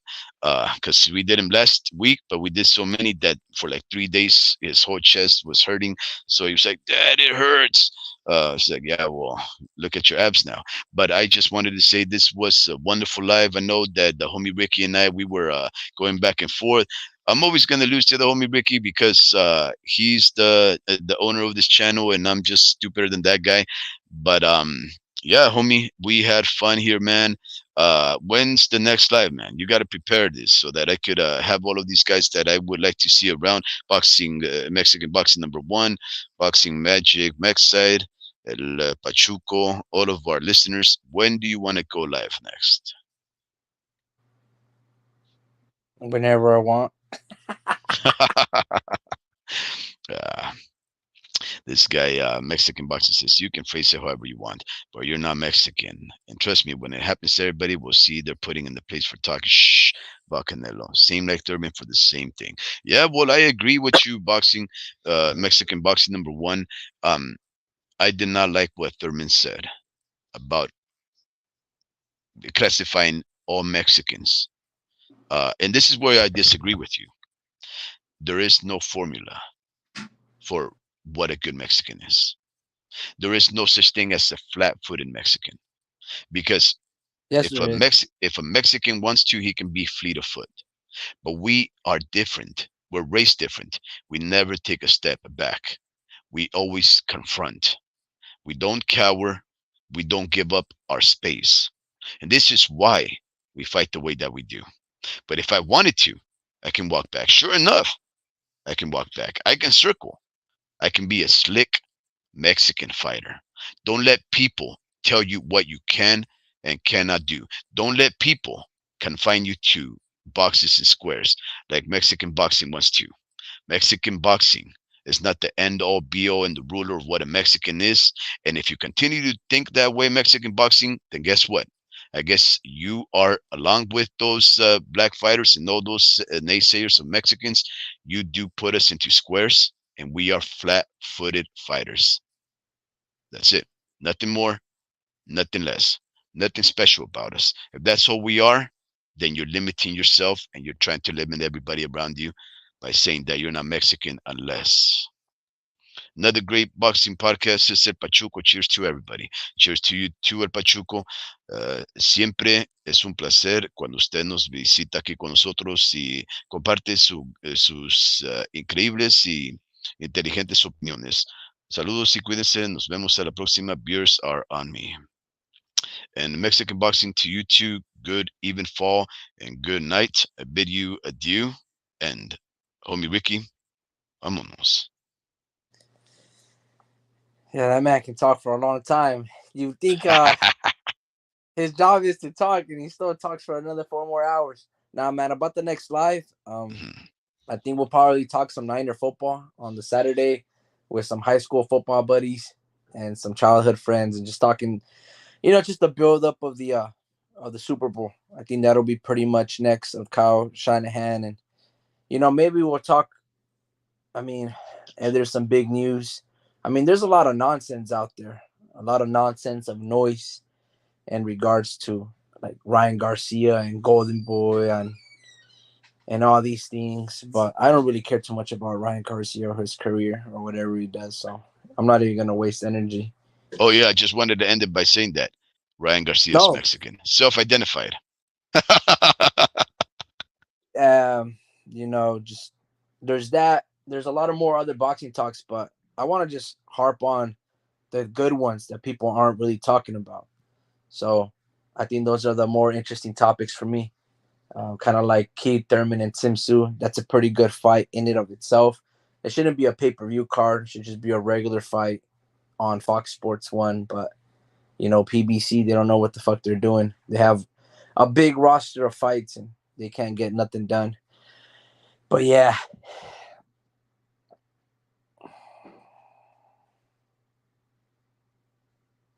It's the same guy. Mexican. That's funny, man. But yeah, on that note, man, y'all have a good night. I'll see you guys on the next one.